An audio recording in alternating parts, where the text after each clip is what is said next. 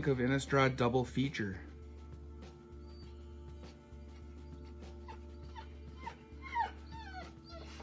I know, right? They said it was going to be a curated set. DJ Long here in the house. Buddy, I love that doggo. I stole it from Facebook. Thank you so to funny. that poster. I know, right? There's a dog. I love at the end too. He still gets a little at the end. I'm like, oh, I agree with you, Doug. All right, welcome everyone. We have more people popping in. Give me a second here. Oh. All right. I think that's Twiddler. Twiddler, can you mute just for 1 second? Let me see if it's you. Or did you fix it? That sounds like it got fixed. All right. We have a weird creature in the background. Okay. So, yeah, welcome to the show, everyone. This is DJ Longhair. And, of course, you are on MTG Roundtable. We have a new guest in the house. Let me go ahead. Actually, you get to be right in the middle there, bud. Nikachu. What's up, buddy? How you doing?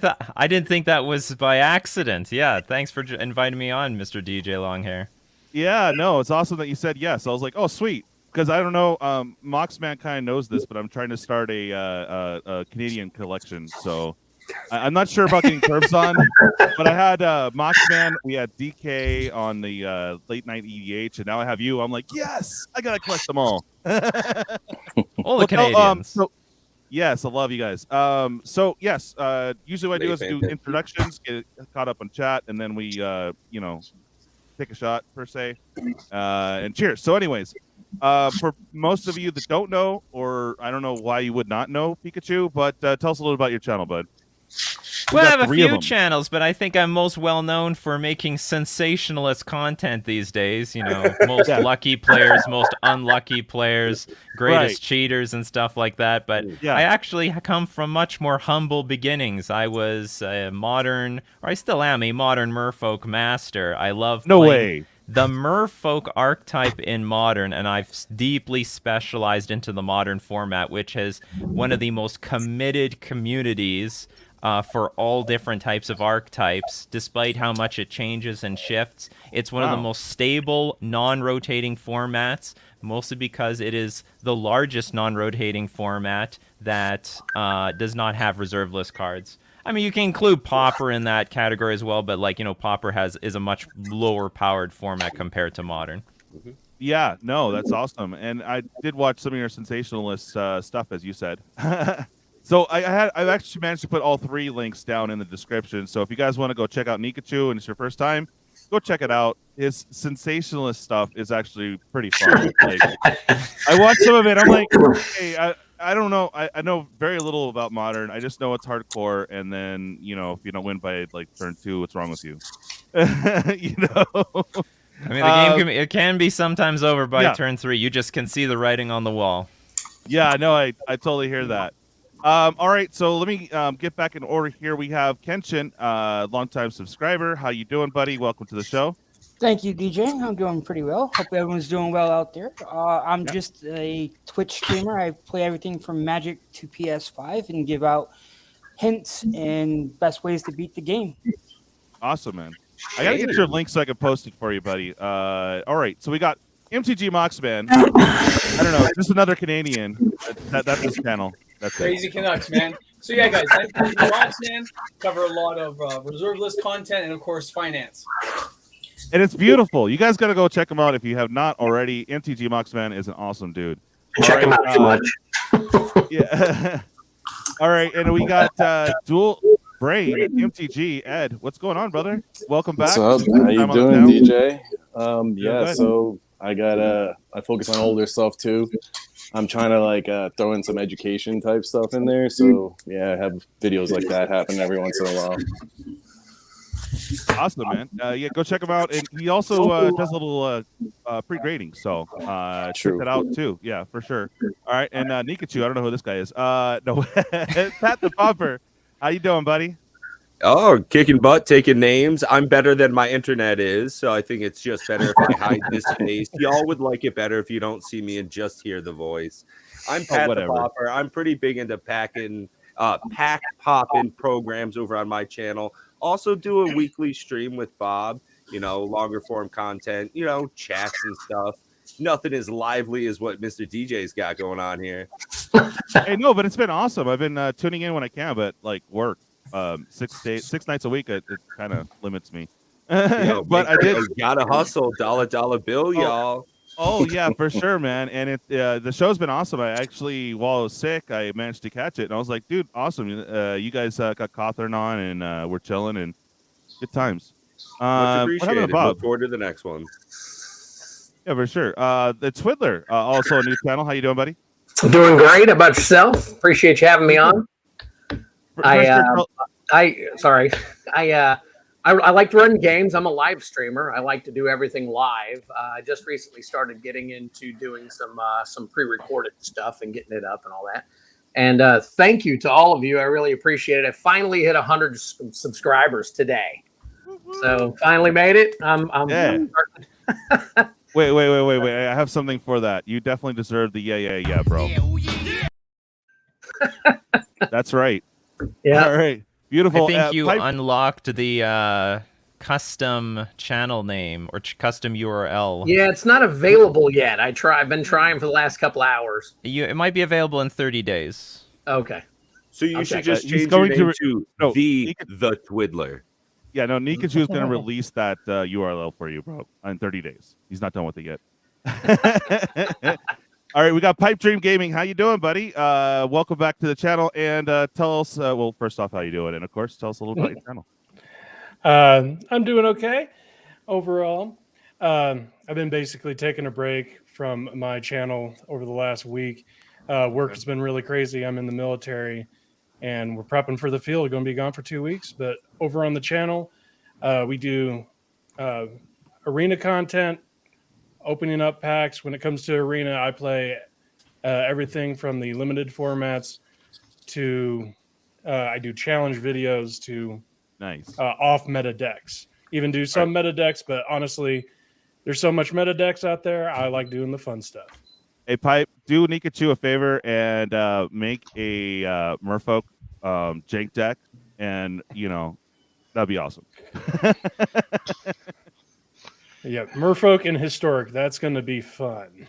Oh yeah, you can make it happen, bro. They have a lot of tools in Historic. They got like 2 lords. Hey, now that's awesome. MTG Cardz in Review. Welcome back to the channel. Tell us a little about your channel there too, bud. How you doing? Hey, well, I'm doing all right.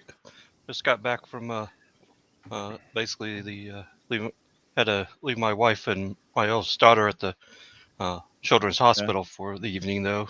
She needs to get some additional tests, though, and evaluation to see what's going on with her. So that's what delayed me from getting on here, just a few bits. But so my channel, basically, I open up new packs and new cards and stuff, but I also have taken a look at the older stuff, the stuff that I played with when I was starting out, though, the Revised and Fallen Empires, Ice Age, that sort of thing. All right. Well, I don't know. Bob will be here. I guess we'll get back to his introduction in a minute. But I'm thirsty. I need some drinkage. So, cheers to everyone, and then I'm gonna try to catch up with chat real quick. But yeah, cheers. Hey, Pat. Cheers. Well, my internet lasts. Have a nice drink with y'all. Cheers. I'll give it 10 seconds. It's a beautiful place. The country's nice where I live. I'm in the middle of nowhere, northeast Vermont. I'm about like an hour from Canada, maybe 2 hours from Massachusetts. So, middle of nowhere. It's a great place, but you get what you get. And what I don't get is T1 internet. All right, 10 people, baby. Let's get to MTG Gamingbob. Your channel's been blown up too. You are an awesome fella. Big. I love his pretty face. Oh, I think we're fine in miniature. I think most people are fine not getting any close to this mug. Variety show, along with Matt. There you go. Terrible name. My channel. We're going to look at renaming that. It's so confusing when he tries to do his videos from MTG Gamingbob. That's wow. So much wrong with that statement. Happy to have you on, though, Nikachu. It's an honor to get to meet you in person. I stop by your coffee time chats quite frequently. So. Oh, thank you very much. I really appreciate it. They're part Nice of to my meet you as morning well. thing now. I just don't usually talk. I'm busy at work, but I like to listen. Yeah, no, definitely great job. Let me say hi to a couple people real quick, but I'm just gonna get to a couple. Don't worry, I'm gonna address all you as soon as I can. But I want to thank. Whoa, not used to a busy chat. DK, what's going on, brother? Savannah Lion, thanks for hanging with us today, man. K Torque, beautiful, good to see you. Pablo, hopefully you came back. Handsome James, what's going on? Wild Boy, I gotta add you to that email. But hello. And hey, Strong Brews is here too. MTG Strong Brews, how you doing, buddy? And all right, Mythic Hunter, what's good, brother? All right, Kenshin, who's that guy? More DK. Titan Man, what's going on, man? Can't wait for the big box battle tomorrow. Oh man, it's gonna be fun. Patrick Piptone, hello. Welcome. Make sure you guys like the show and, of course, subscribe for more fun stuff. And feel free to hit that share. I mean, why not? It's lively. We'll be here. Click that button. Let some people know we're doing our thing. Yeah, man. Do it. Shenanigans, how you doing? And MTG Ninja, what is up? Dystopian World Games. Love you, buddy. And yeah, let's go ahead and get into the next topic. I'll probably be piping in saying hello to people. All right, so the first topic, and been watching your morning show, Nikachu, so a lot of information, but we're going to go ahead and get into how do you think Kamigawa is going to change all the formats. So let me give you the forefront just for a moment while I try to work out some sound issues. Nikachu, since you are the modern master, tell us what cards you think. If you need me to pop up anything on the screen, let me know. But what do you? How's it going to change Modern? Well, there's a lot of playable cards, but there are some cards that are just going to be enormous game changers. The first one being Boseiju, who endures. This is the new legendary green land that has a channel ability on it. So you can tap it for a green. And so it basically can be part of your mana base. Now, it's legendary, but it's not that big of a deal. If you run 2 of them, it's going to be pretty safe. If you run more than 2, you can count the extra ones as a spell in your deck, not as land. But what Boseiju Endure does is for a green and a generic, this is an ability on the card. It's not like casting the spell. This is an ability. You discard Boseiju, and you can destroy target artifact, enchantment, or non-basic land an opponent controls. That player may search their library for a land card with a basic land type, put it onto the battlefield, then shuffle their deck. And it can cost 1 less to cast for each legendary creature you have. But the point is that this is a main deck answer to basically any artifact, any enchantment, and to a lot of non-basic lands. So it's going to put a big hurt on the Tron decks. You know, if you're trying to get Urza's Tower, Urza's Power Plant, Urza's Mine in play, well, now it's going to be insanely difficult to do this when probably a large, wide variety of decks are going to be playing this land. It cannot be countered. So if a control deck has decided, you know, I'd like to use a counterspell on this, well, it doesn't work because this is an ability. So it's going to have to be a counterspell that counters activated abilities. You can't Thoughtseize this thing out of their hand, so it's indestructible to that because it sits as a land in your hand.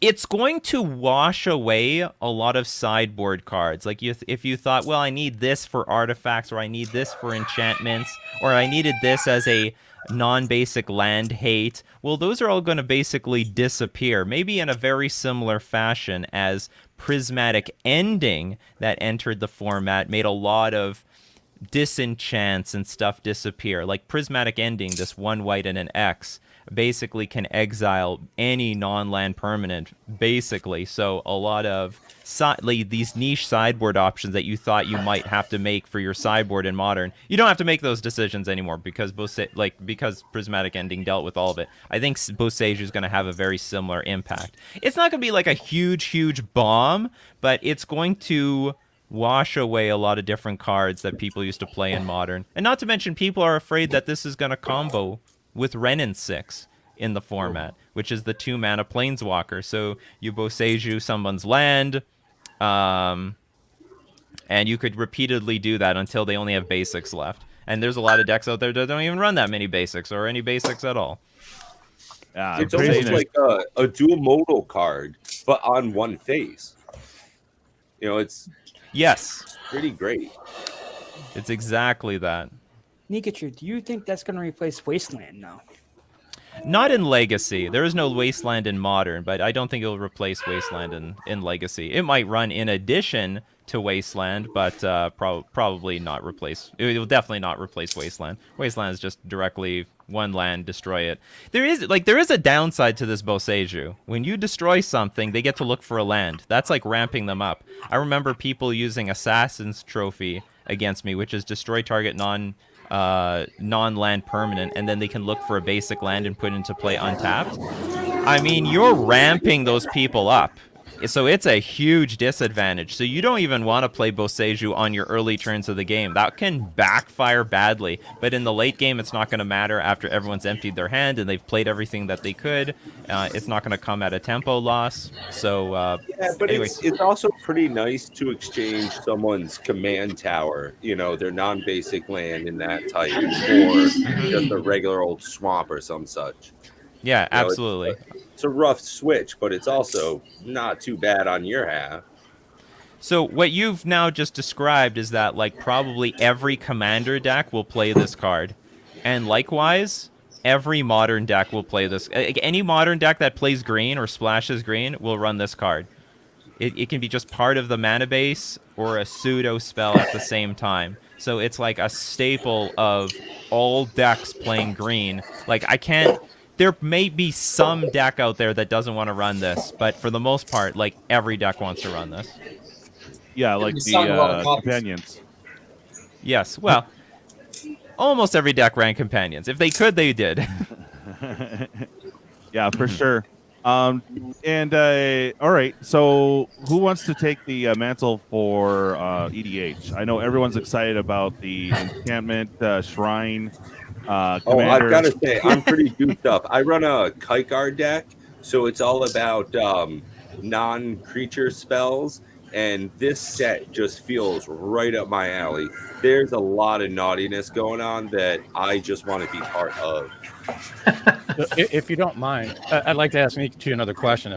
How do you feel about Force Spike being reprinted? Force Spike? Being reprinted where? I'm pretty sure it was Force Spike, right? It was like a 1 mana counter. Spell Pierce. Spell Pierce, sorry. Spell Pierce has been in all formats for forever. It's been in. All right, so it doesn't change anything. I want to fix the audio funk here real quick. It's either Twiddler or Cards in Review. Can you mute real quick? Just do a quick mute test. And do you? I thought that you would probably speak up on that the Flash Planeswalker as well. Especially watching you play Solitude all the time, I was like, wow, that feels very similar to a Solitude. So you mean like the Wanderer, the Wandering Emperor? So we'll see if this card has any legs. So 4 mana is definitely doable in Modern, and it's at flash speed, which is nice. One of the biggest problems of tapping out for things like Jace the Mind Sculptor or Teferi, Hero of Dominaria, or any 4 mana spell, is that your opponent can then untap and then do something big with their turn. So with the Wandering Emperor, it can defend itself, it can interact with the opponent, and it can always leave mana up. So I am certain someone's going to playtest this, and it's definitely a potential card. There's always these cards in these new sets that they have potential, and then I guess the question is, are they better than the cards that we're already using? Like, will it kick out Omnath from a deck or something like that? Okay. Yeah, no, that's definitely good. Hype, I think it's your mic that's a little too lively. Really? Yeah. There we go. Beautiful. Okay. Give me a second, see if I can get this. Whatever. Sure. Just go ahead and mute, and when I call you, pipe in. Sounds good, buddy. All right. In. I like that. Pipe in. Yeah, buddy. So how about for EDH, gentlemen? I actually know, while we still have Moxman, do you actually play well, vintage, I guess, or I know you collect all the older cards, but what are you playing right now? Or is it just? I'm building 2 commander decks, but mine are all for fun, right? I don't play seriously anymore. Yeah. So most of mine are just Commander for fun. is fun. That's what it is. It's always for fun. Yeah. So yeah, play for fun. I'm building an old school deck. I definitely play kitchen table Magic. That's what me and my buddies mostly play. So I have a good time with it. I do go to pre-releases. I enjoy those the most because you actually just whatever you get, you have to build something and try to win. Yeah.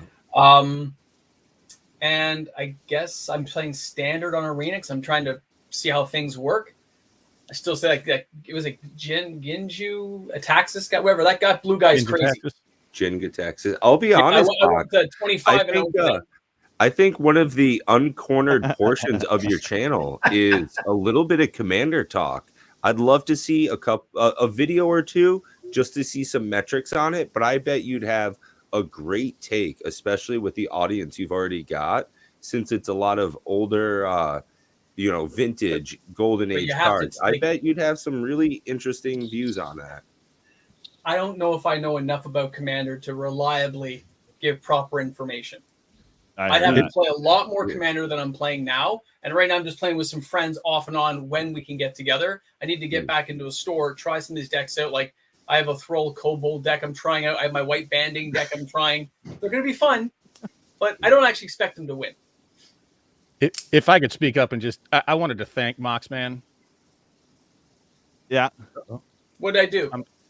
I wanted to thank you for your PSA announcement, something that I've been too chicken to do on my channel. I don't know if you all watched this week with Moxman and his financial responsibility video.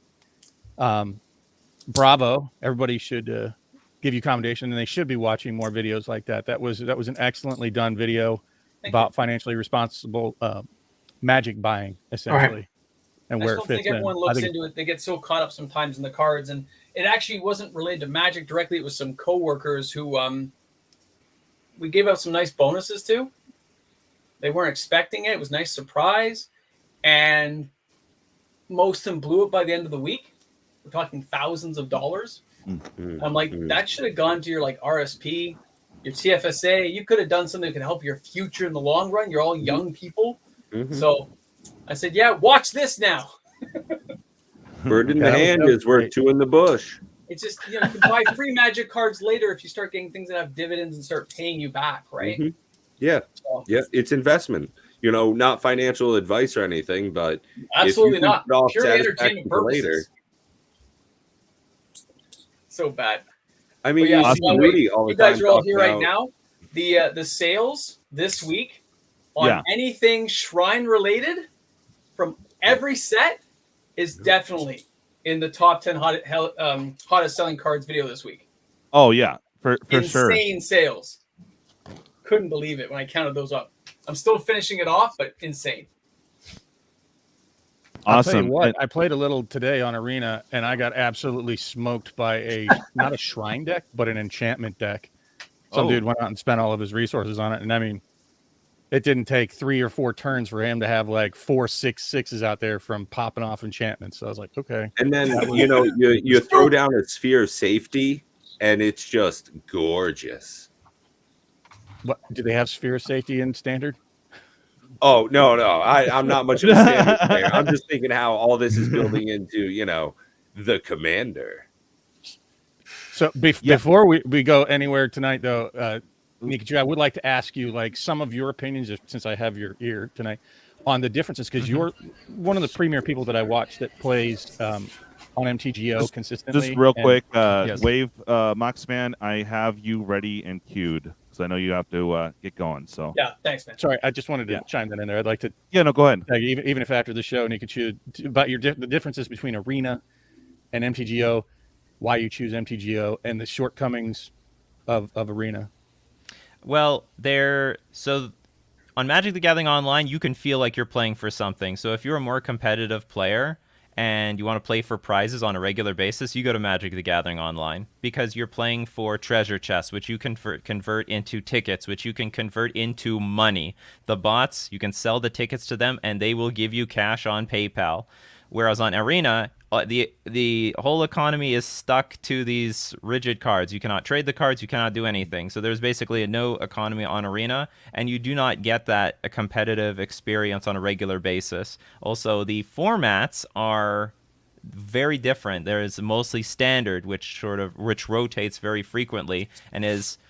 I know Wizards pushes that format a lot in the idea of selling the boxes, but it's a very unpopular format, and I don't want to pretend like it's the most popular format. The format that gets a huge attendances are formats like Modern, where you bought your deck, and you do buy new cards over time to adjust to the metagame, but for the most part, you're not washing it all away. It doesn't go all into the garbage every rotation. And you get experience with those decks. You get to master them, and you play against other people who have mastered their deck. And you can get those experiences on Magic the Gathering Online through Pioneer, through Modern, through Legacy, through Vintage. So you got those sort of specialized formats on Magic the Gathering Online. You have the economy on Magic the Gathering Online, but also because of that economy, you have rental services. You could rent decks on Magic the Gathering Online through the rental services, and so you get to play a wider range of decks. And for that reason, the format evolves very quickly. If there's a best deck in the format, everyone will try it out because they can basically rent cards infinitely.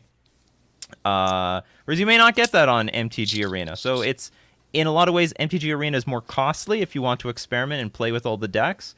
And it's also costly because it's like Alchemy and Standard are rotating formats. Anyway, those are some big differences economically and competitively. It feels very, very different. Yeah, MTG without the economics, it just doesn't seem like the same. I mean, you're still playing the game, but it's like, I feel elated when I'm able to up trade to get a better card, or sling something so I can go get a burger and a pack. You know what I mean? I will give Arena this. It's very user friendly. Like nobody will open Magic the Gathering Online and know how it works. It's terrible. You have to basically watch someone play on it for months, and then even then, it's not intuitive how anything works. So and don't it's very skip the frustrating tutorial. Okay. Like I remember when online came real out. quick, guys. Are you still okay on time, Mox? I'm still okay. I still got 3 minutes. Okay. Just cue me. I'm ready. I have it on the button. He's like Elon Musk. He's down to like that tight of a schedule. Yeah, exactly. Go ahead. It's all right. I remember when online first launched. I believe it was 7th edition when it launched, because you got the shiny thorn elemental, and I remember the interface system was a lot different from what it is now. Because I also play Arena online as well. Because I feel the online has a lot more to offer than Arena. Because that's how I test all my commander decks, because they're so much cheaper to get. And then if I like the deck a lot, I'll follow Moxman's investment guide. Not investment, entertainment.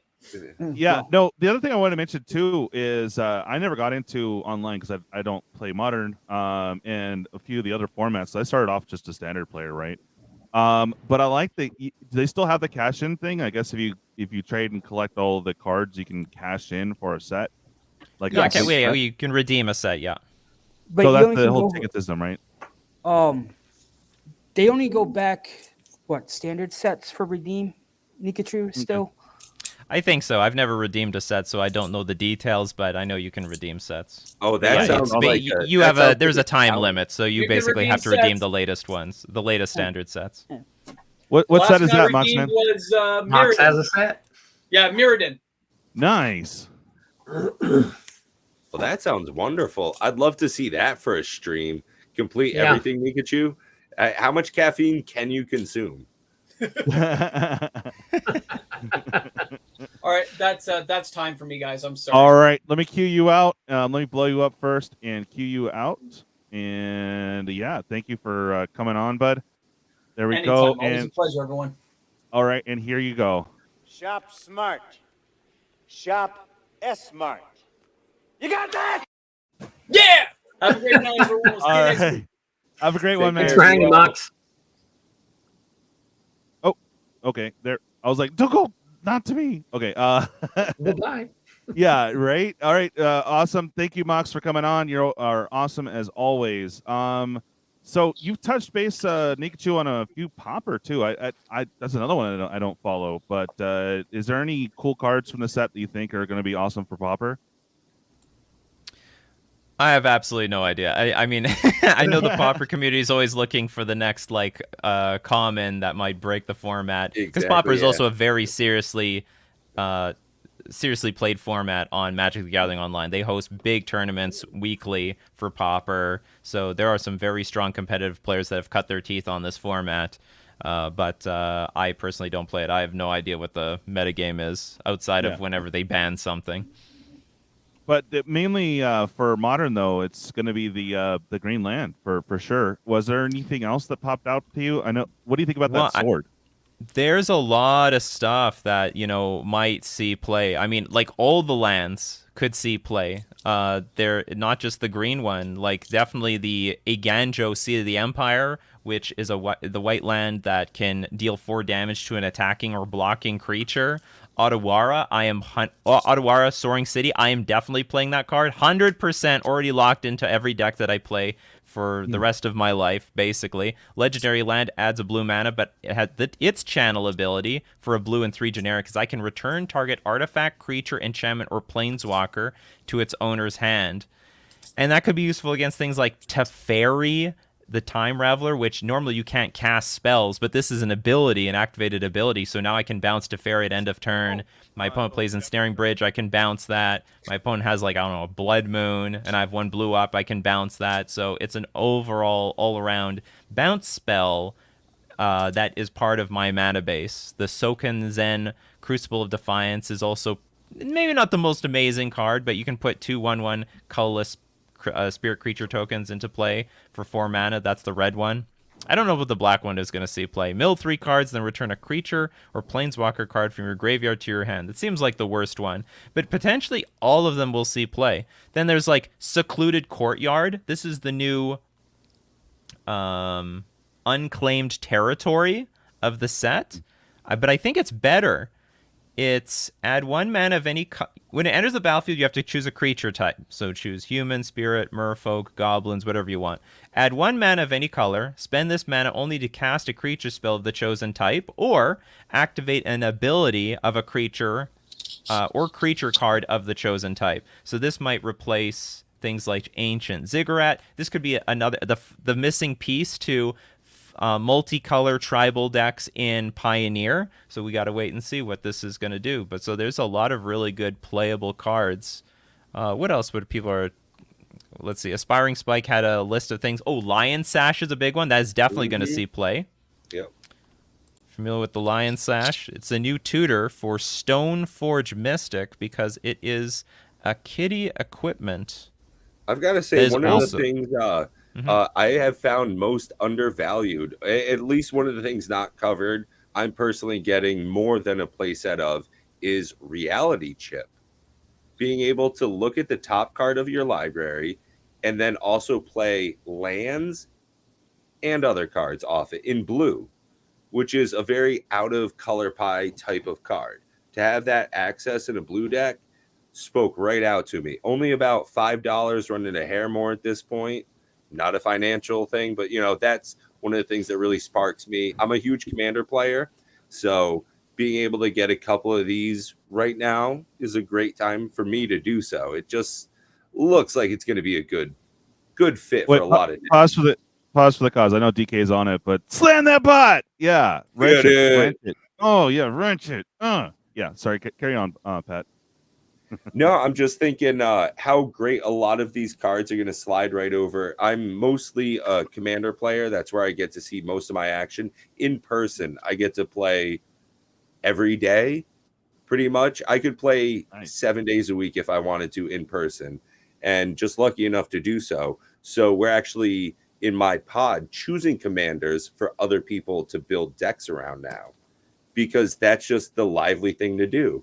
And it's definitely changed the format for us a little bit, the way that we're interacting with each other, to make it a more fun game instead of trying to win every time. For sure. And sorry, Qore, everyone was chatting, and this is all very entertaining stuff, guys. But hi, Qore. So what? Anything? Does the set do anything for you, Dillbrain? Actually, one thing I was interested about is these neon ink cards. That's something that's totally new. New treatment to the card and all. I know they call like extended art a new treatment, but I'm actually talking about the surface. Something different, something new. And I've been watching a few of these collector boxes being opened, and I haven't seen any be pulled, so I don't know how rare they are. And if you got a chase finally, that's pretty cool. Something to collect. Oh yeah, no, definitely. And sorry, my phone was acting weird. Yeah, the collector's only going to have that chase card. So I mean, you have the buy a box promo, which will have the neon ink on it, and then which is the rarest color, but basically the red. The red, okay. So the red's going to be like one out of every like master case almost, or like every other master case. I think it's like 100 collector boxes to be able to have a chance of pulling that bad boy. So yeah, I don't know the exact numbers, but it's really rare, really rare. Yeah, like even the pre-order prices are getting stupid. $800 for what? For the red ink one. Go find it. Right. It's crazy. Pre-orders, it's stupid. Yeah, I mean they explained it. It was like the chance of hitting any of them is like less than 1% in a pack, right? So I think I've seen like you need 100 packs to get any of them.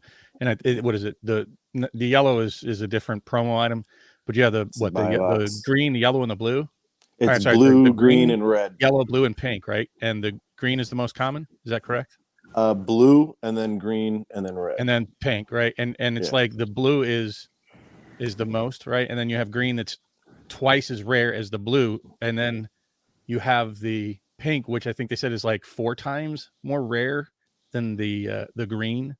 So getting the pink one, I don't even want to do the numbers. Rudy did a video on that today. I don't know if you've been watching like anybody opening up boxes on YouTube currently, but nobody's pulled any of the ink cards, so I don't know how rare they are. It's pretty crazy. I can tell you this from a different perspective, since I don't play anymore, but I'm more a gaming guy where I pull and give away stuff. I've had a lot of behind the scenes questions regarding how quickly I'm going to be getting some of this stuff and getting them into the game and everything. So it's an overwhelming response before it's even released, bigger than I've seen in quite some time for this set. It's just crazy. Yep. I think that's due to the last 3 sets sucking so bad that they, were kind of starved for something good. It could be. Oh my God. Yeah. No. Go ahead, Kenshin.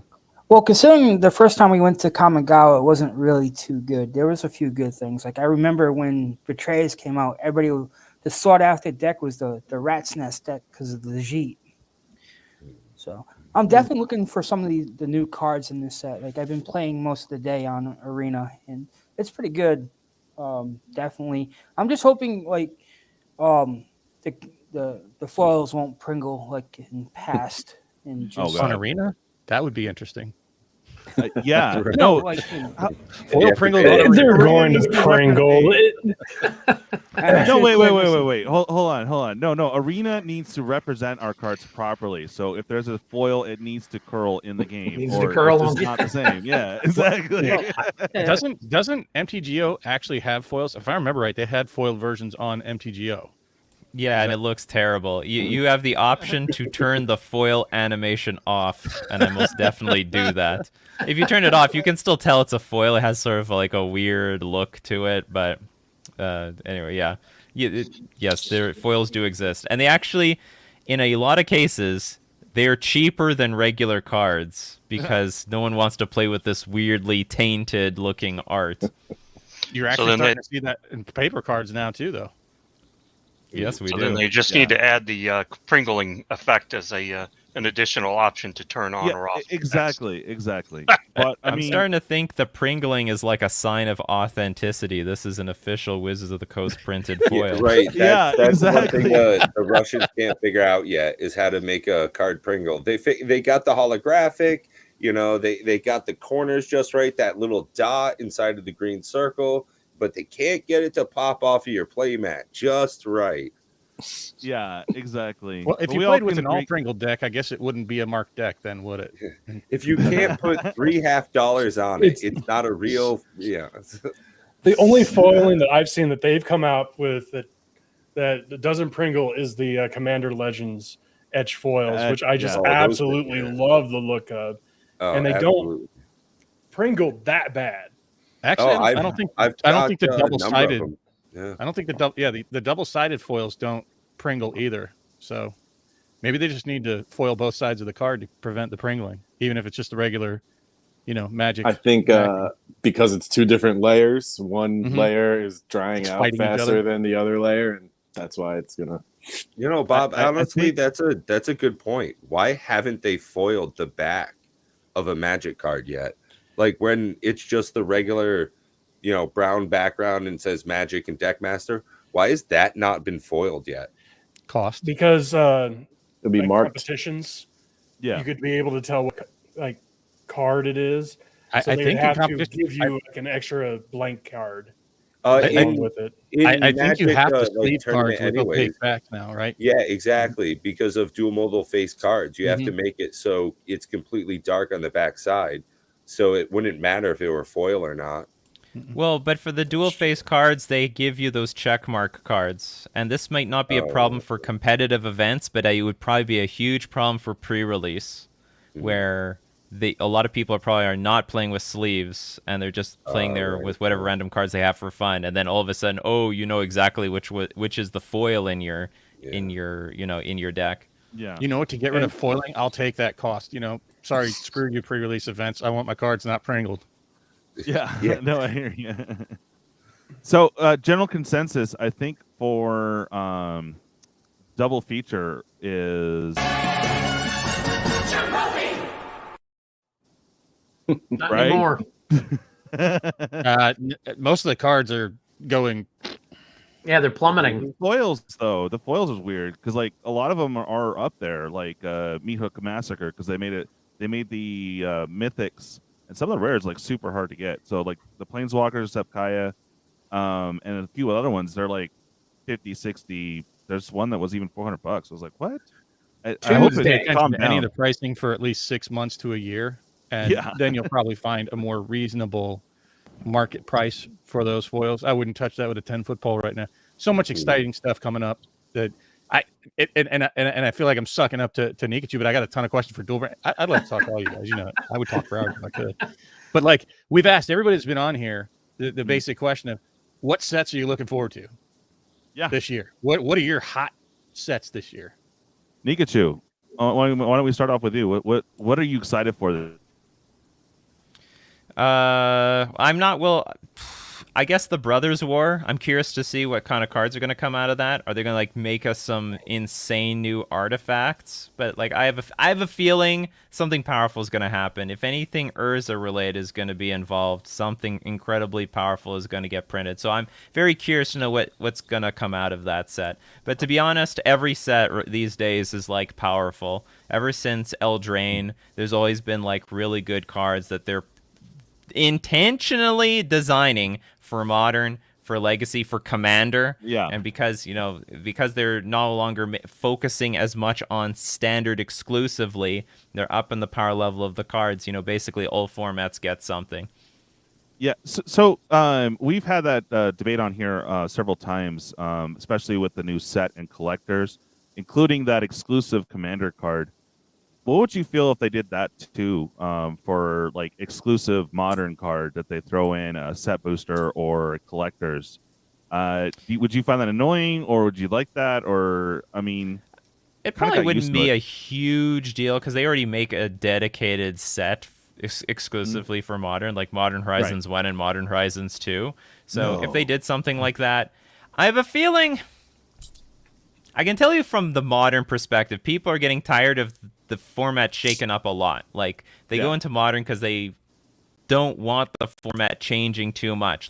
A little goodie here and there, but for the last 2 years, it's been just rocked like crazy between all the new powerful sets coming out. The Modern Horizon sets, which had a huge influence on all decks. Decks these days are unrecognizable from decks of 5 years ago.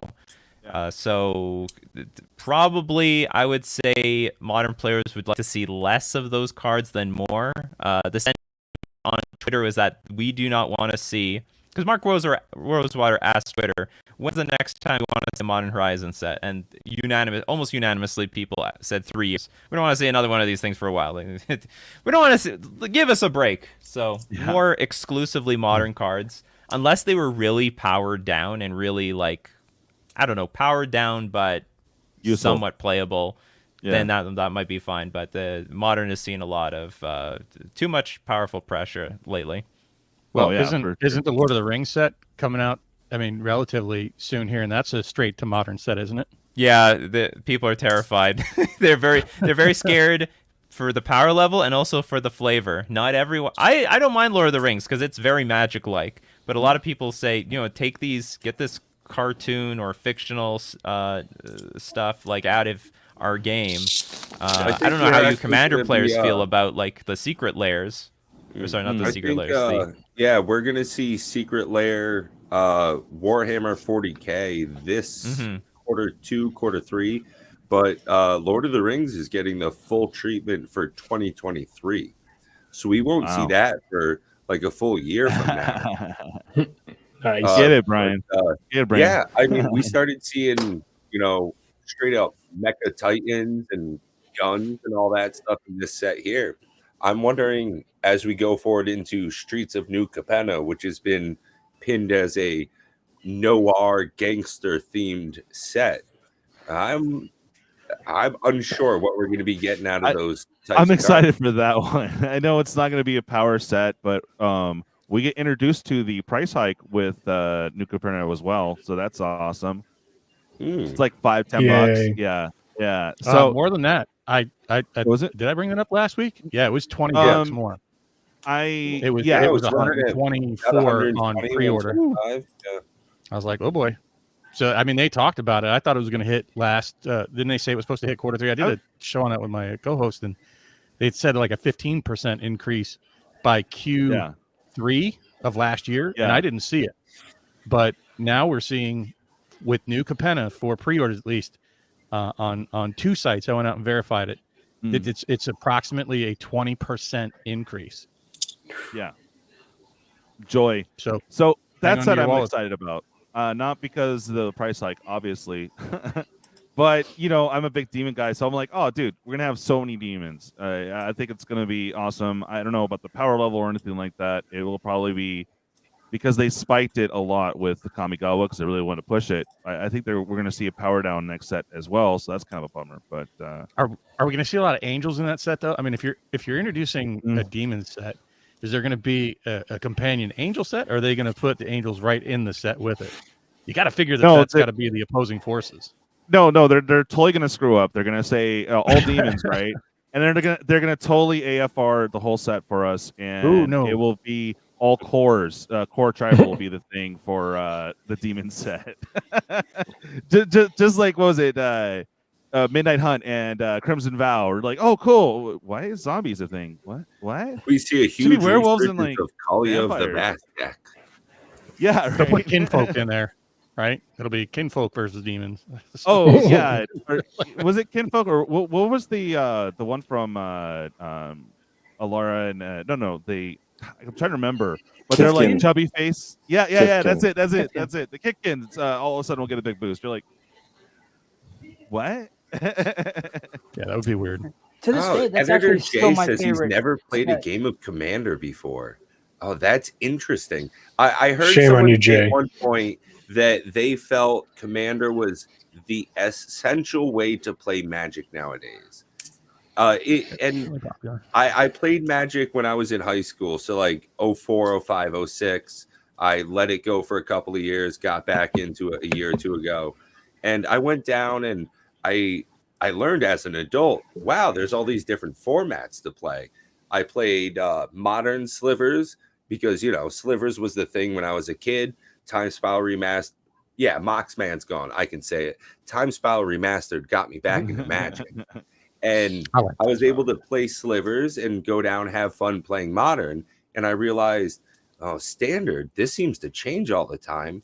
Modern's a bit more set in stone with the cards you can play. It's a little bit more fluid, but then you can play Commander, and it's almost every card.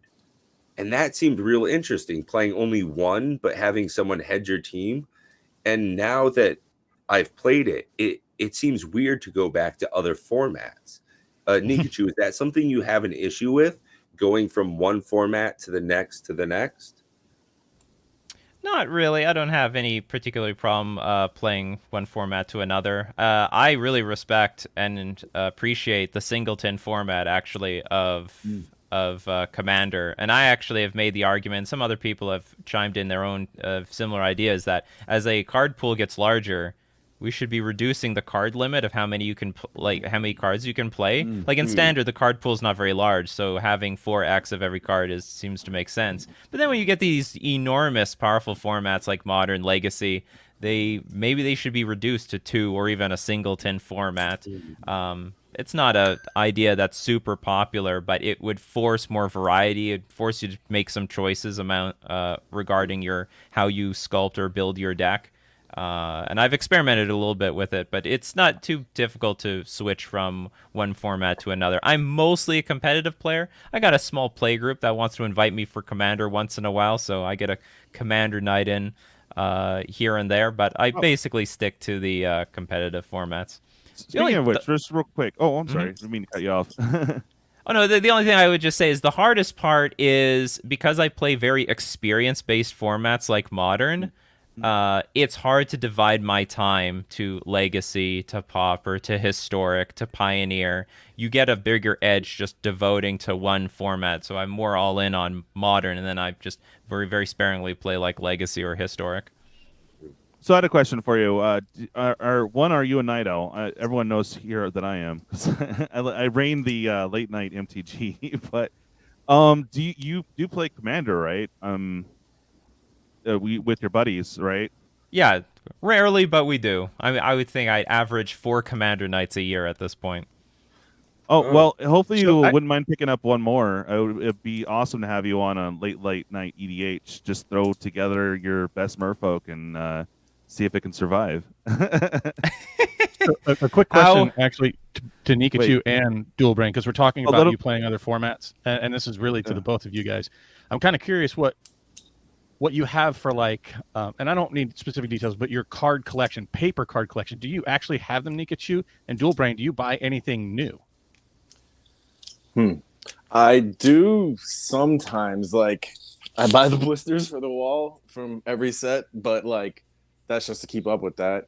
If I'm buying something new, it's got to be a special set, like Zendikar Rising. You know, the box toppers in there, something interesting in there. It can't just be like Crimson Vow or you know, Strixhaven was kind of like it walked the line, you know, but it's got to have something special in it usually for me to buy it nowadays. So, all right, Nikachu? Yeah, so I have been periodically buying almost every single paper card that I think is definitely going to stand the test of time, at least for my Merfolk deck for the next foreseeable future. And I want to be ready whenever, you know, the pandemic ends. I'll have my paper cards ready. And I was almost completely prepared when I went to MTG Las Vegas. Turns out I was 1 card short. I didn't own Glasspool Mimic. And I'm like, oh my God, my flight is in like 9 hours. What do I do? So I looked at my watch and I was like, oh, my local game store is still open for another 30 minutes. All right, I'm going to go over there and get some Glasspool Mimics at the last second because I didn't want to risk waiting until I got to Vegas and that maybe they don't even have Glasspool Mimic in their inventory. But I have been periodically getting the paper cards because, I mean, I still play paper Magic, especially in big live events. I love playing in the Grand Prix, the Magic Fests. I do it quite regularly when the main event is Modern. Oh, you were going to respond to my question about late night EDH. Well, it depends how late it is. Depends. It's late. On how. I work nights, so I get off work. I come home. It's like 10. So 4 a.m. So when for East Coasters, and it's 10. It's like 10 your time. That's like 12 my time. I'm like probably asleep. If there's there might be some opportunity one day play EDH, but so long as it's within a reasonable time frame. No, I hear you, man. I hear you. I know it's super late. Dualbrain, do you play Commander or? I need to get into it. I've been talking to a friend about it, and you know, when I came back to Magic, it was less as a player and more as a collector because of how crazy and convoluted it had gotten from what it was in 1994. You know what I mean? So it was kind of like I was more into collecting it for the nostalgia and like all that than I was into playing it at the time. But you know, seeing the impact and the community that Commander has, I've been meaning to get into it. It's just I have not had a minute to myself. So, yeah. Oh, I know the feeling, man. I work 6 nights a week, so it's like I come back, it's 10. I'm like, well, I need to stream, put something up, but I don't know who's up. I'm just curious to something real quick. Yeah. For all of us that are here in the stream, who hasn't left the game for several years and come back to it for any particular reason? Right? Bet. Strong Brews, bring it, bro. All right. Sorry, carry on. I was only gone for 24 years. That's all. Yeah, that's all. Yeah, just about everybody I know that my revolving door video there. Go watch it. I addressed that with my co-host. I have a revolving door video about that, about the nature of people leaving and coming back and leaving and coming back. It's usually spurred by something. My latest one, as stupid as it sounds, it was the Godzilla lands.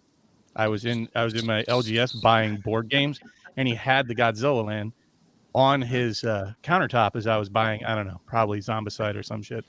And I was like, "Is that Godzilla?" He's like, "Yep, there's a whole Godzilla set coming out." I'm like, "Well, son of a bitch." I don't even like Godzilla, but it just appealed to me. That's awesome, man. I came back because of Forgotten Realms, of course. Really? Wow. Yeah. I'm so sorry. Yeah, Brutal. Shards of Autumn got me back. Yeah.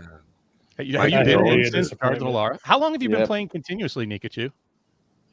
Okay, so I started playing around 1999, and then I stopped playing around 2002, and I started playing chess, and then I played chess competitively for 5 years, and then there's some blur between chess and poker, and I started getting to poker around 2006, 2007, and then I ended up living right across the just down the street from a local game store. Like one day I was walking down my street and there was a neon sign in the window saying Magic the Gathering. I'm like, I used to play that game. So I played it I played a little bit for maybe about a year, and I realized I'm juggling like 3 hobbies, and I'm like a pretty competitive person, and chess and poker seem much more important to me than Magic, so I dumped Magic again. And then there came a point where I was trying to play chess competitively in Europe up until I think 2013, 2014. And in a moment of getting burnt out on chess, my friends from high school said, "Hey, you used to play Magic the Gathering in high school. Why don't you play with us?" Because they just got into Magic the Gathering for the first time. So they sucked me back in. And then I've been playing ever since. That's basically since I think 2013 or 2014. I have been playing ever since then. I would say 2013. And now, realistically, you've made a professional career out of it, I assume, from your channel. There's a good chance that if I didn't have the channel, that I probably would have taken other breaks from it. But because it's part of my income, I've just been just chugging along with magic thick and thin, no matter what. So that's probably what has kept the streak alive for so long. Hey, gold medals. Hey, welcome. Make sure you guys smash the like button on this show, and if you wouldn't mind subscribing. We got a big thing tomorrow night. If you guys are night owls like me, we're cracking 4 boxes, 3 of them being set boxes for Kamigawa. So it's going to be super fun. If you guys happen to be up, or definitely come back and check out the stream. We have 4 box battles back to back. It's crazy. That's one of the great things about subscribing is that you get alerted to free content at absolutely no extra price to you. So, I mean, you just hit that little button and then boom, you get free stuff right in your notifications. Isn't that great? Yeah, and if you guys have a cheat sheet down below in the description, guys, I have all 3 channels for Nikachu up. We got Dualbrain in MTG. I keep on wanting to say Brian, I don't know why. Twiddler, MTG Cardz and Reviews, MTG Gamingbob, PipeDream, MTG Attitude. The list is crazy, but those have all been guests and semi-permanent members off and on here on the channel. So it's love you guys. You guys are awesome. So make sure you guys show them some love. Real briefly, I mean, the Commander deck, right? They're pushing Commander, and then they sell a illegal deck. It's nice. Okay, it's a land card. You can swap it out, but I mean, you can't just rip it out of the box like it's meant to and play the pre-con. So it's like, what do you guys think about that? I think it's stupid, but I think it's kind of funny. Like, I watched Mitch's video the other day from Commander Quarters, and I believe the Moss Vial, the extra land card, actually supposed to be one of the Mises Planeswalker, the drop one that produces plants, I believe. Oh.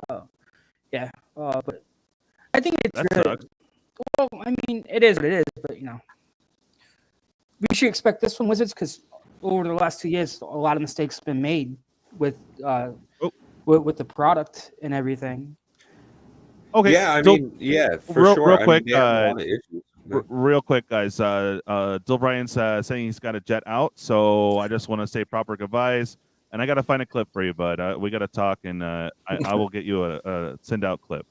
All right, man. Thanks for joining. No doubt. It was great talking to everybody. Oh yeah, for sure. It was a pleasure. Nice meeting you. Yeah, definitely nice meeting all you guys. And I have to say, your setup looks like you're streaming from a local game store. It's awesome. That was the goal, man. Yeah, I like put that it together in my head for years. I like that full sheet though. Yeah, this is the War of the Spark beautiful. one. You don't see them a lot lately. I got every the War of time the you Spark talk one about it. Oh, nice. Yeah. Hey, you can always talk cheat on your channel. It's awesome. Right? Freaking map out War of the Spark boxes and whatnot. That's right. Is that the mapping? I believe it with the God boxes, right? Right? Freaking all right, guys. It was a real pleasure. I'll catch you next week. Take care, guys. Take care, man. So the other day, Nikachu, you talked briefly on this. I know it's not a big topic, but what do you think about that? I think it's kind of funny. And then printing the banned card and saying just that deck is legal. Like, I don't know about that. Well, yeah. Well, the thing is, knowing how Wizards works, they make these products 1 to 2 years ahead of time. So they didn't know that Faceless Haven was going to get banned, and at some point they knew that it was going to get printed. It was through production, and then after it was probably already manufactured, they realized, we got to ban this card. But it's not the first time this has happened in history. This history is repeating itself, where they print a pre-constructed deck with banned cards. So their fix is like their pre-constructed deck is fair. So if you just play it like this, then all of a sudden the banned card is okay. So there's not going to be any funny shenanigans. No book to throw on top of it, right? Well, that's right. Book of his exalted deeds. On one of your coffee chats, I even posed the question to you about all the bannings. I don't know if you recall, it was like a week or so ago, and I said, what would be your alternative solution to banning? And you had stated that you would start making more restricted levels of cards would be your solution, rather than creating these great cards and then outright banning them shortly afterwards. Yeah, I mean, like, even in Standard, what would one Oko in your deck... like one Oko or one Uro in your deck, would that really be so bad? Maybe Uro, because it can keep coming back from the graveyard, but not Oko. So if you deal with it once, and then it's been dealt with and it's done. But I think we should explore restricting cards. Like, it sort of works for Vintage, and I know from some experience from playtesting, if you've just got like one copy in a Modern deck, it's a lot less harmful, a lot less powerful than if you have 4 copies. So that would, I think it would reduce the problematic like the card being a problem in the format itself, because it wouldn't come up very often, without completely diminishing its value or even like hurting the consumer, because they've got 4 cards but they're not banned. You can sell the cards to other players that want that one copy. It would artificially increase the supply because you only need one. But I think it's an alternative solution that I think Wizards should explore. And it's like a tool in their toolbox. They do this for Vintage. Let's try doing this for other formats. I definitely agree I think with they you. should start restricting cards in Commander.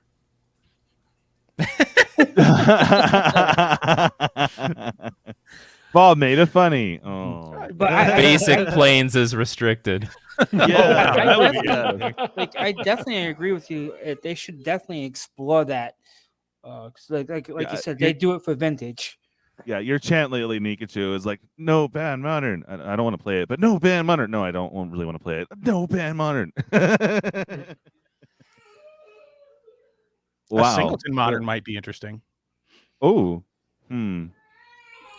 Yeah, Sam Black made some ideas, something like that, like singleton modern, and you're not allowed to search your library. Like, so cutting out any because if you get tutors are what makes a deck feel redundant, and make it makes the deck consistent. So if you remove the tutors, then it would make each deck really fresh and unique. That would definitely be a thing. Oh, okay. Yeah. So they've done it before, and yeah, we have an extra moss, whatever. So replace it with land.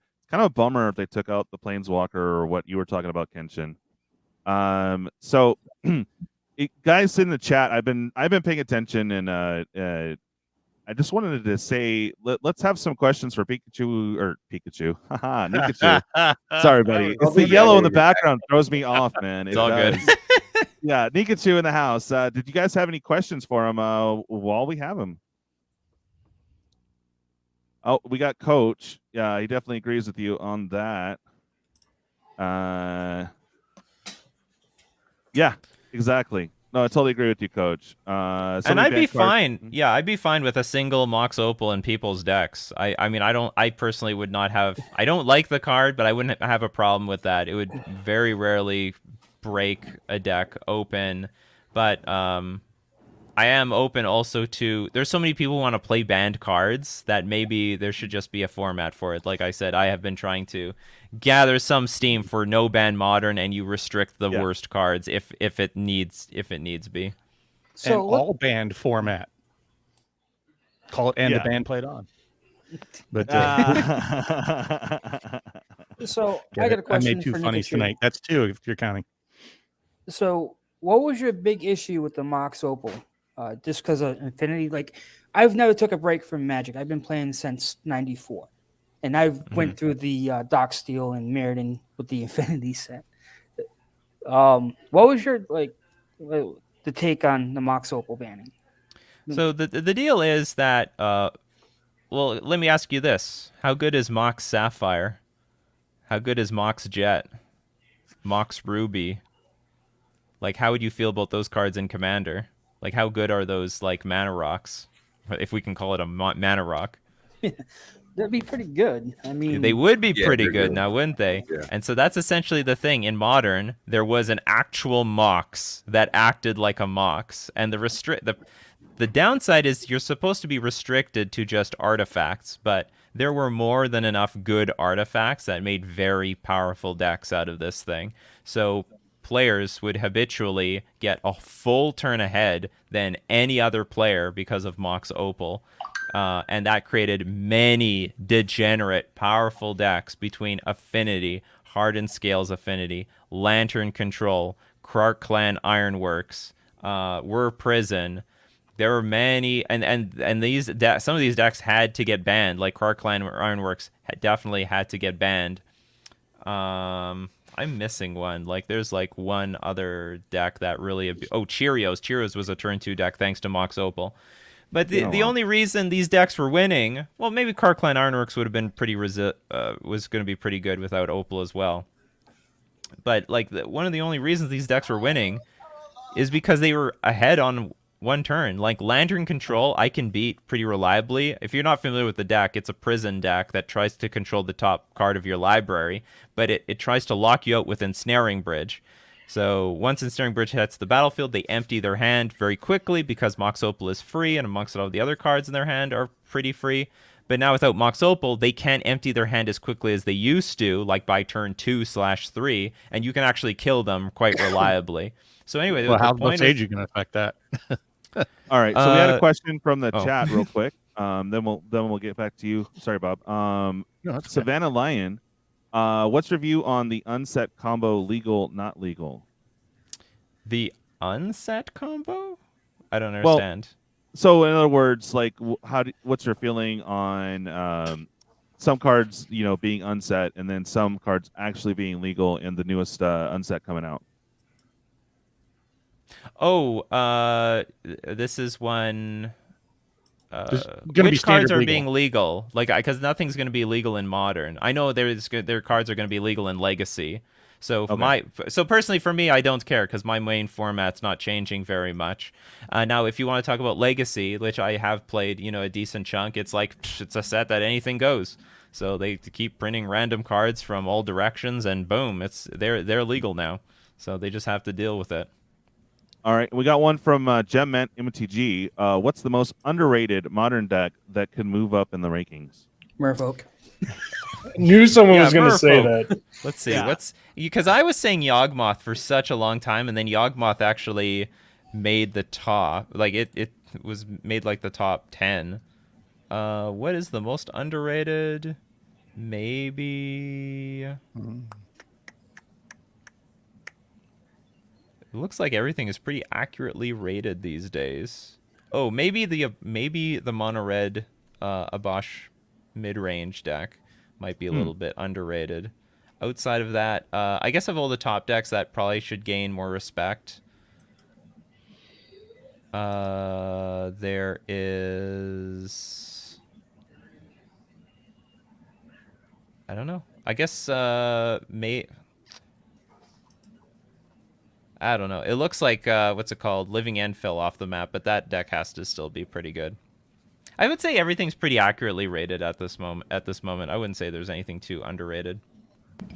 I've got a question for you. As a YouTube creator, what's the #1 difficulty you have with being consistent in quality in your content?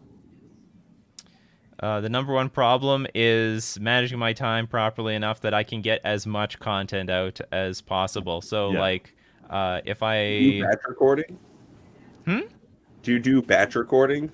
Sit for 3 or 4 hours, pump out 2 or 3, 4 videos?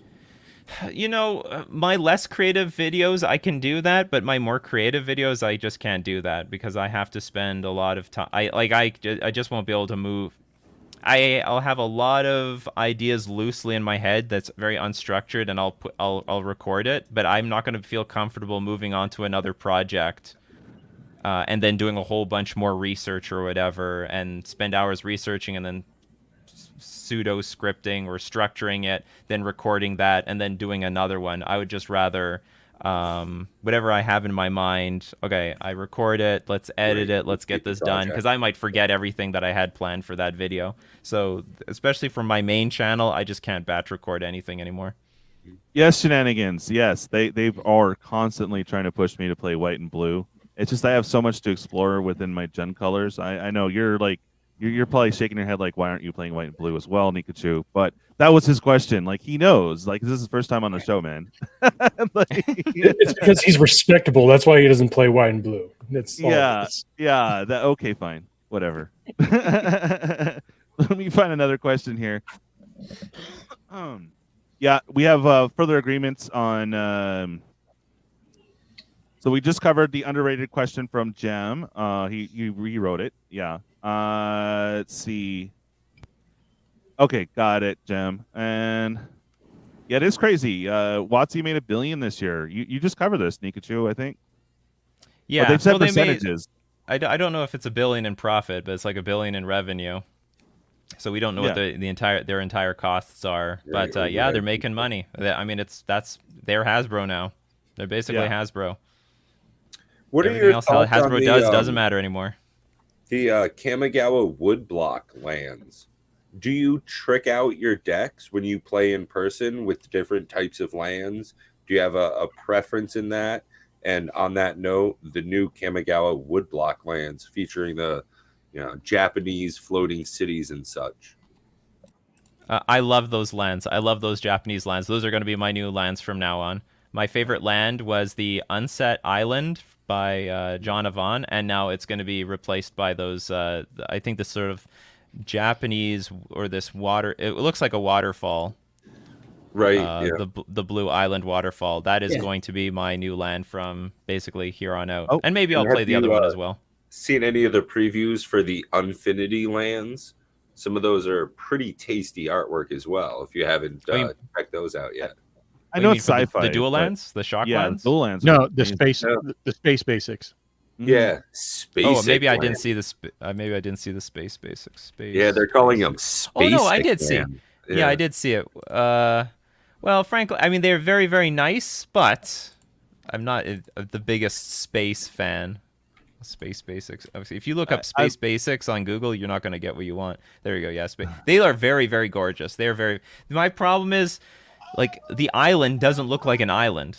It's like there's all planets, you know. Yeah. Oh, yeah. You got a good point there. The waterfall and the different themes there. The swamp looks like a swamp. You see the pussy willows in the background. You know, when you see the forest, it seems like it's a forest. Absolutely, yeah. All right, so DK had a question for you, and then I'm sorry, we left Bob hanging there. I'm sorry, buddy. DK, I'm so old, I forgot what I was talking about. Oh, yeah, I know. Samurai have been paired with warriors. What other tribe would you like to see paired with merfolk? Wizards, because a lot of merfolk are wizards. So if there was some sort of like really good wizard synergy, that would work very well together. Like Silvergill Adept, wizard. Tidebinder Mage, wizard. Harbinger of the Tides, wizard. Master of Waves, wizard. So there's a lot of wizards, and that would be a fantastic overlap if there were some sort of wizard deck that came out, or it's like some wizard cards that could be paired with merfolk. Well, they're all ninjas now. Mm-hmm. That's right. Yeah. Okay. Yeah, and I'm sorry, guys. The comments kind of run by quickly. So, business question for you, Nikachu, from Mr. Guy. I don't know if you're familiar or not with MTG Attitude. When you get a chance, go check them out, man. They're super fun. This guy is in it as well, Mr. Guy, and he's asking, does the change in WOTC leadership mean things are changing, or is it business as usual? It probably does. It probably doesn't change anything. I'm gonna guess that they made Chris Cox CEO of Hasbro because of how he ran Wizards of the Coast. So it's like, wow, this guy's doing amazing things and grinding a lot of money out of this game. We should actually put him in charge of the whole company, and maybe he can fix up the rest of the shortcomings of all the other Hasbro products. So time will tell to see for sure. But it also could mean that Chris Cox can now allocate more resources to Wizards of the Coast, because he'll have more power as CEO of Hasbro than he did before when he was CEO of Wizards of the Coast. So maybe things can get even better. Like they'll pour more resources. They already hired a new president and vice president exclusively to improve the digital products. So like they're hired exclusively for that reason. So we might be able to see some changes and improvements in the next 2 years. It's pretty interesting since I live right down the street from Hasbro. Yeah, really? True. Yeah. Coach says those are cattails, not pussy willow, Pat. God, Pat. Hey, I'm chasing them no matter what. That's right.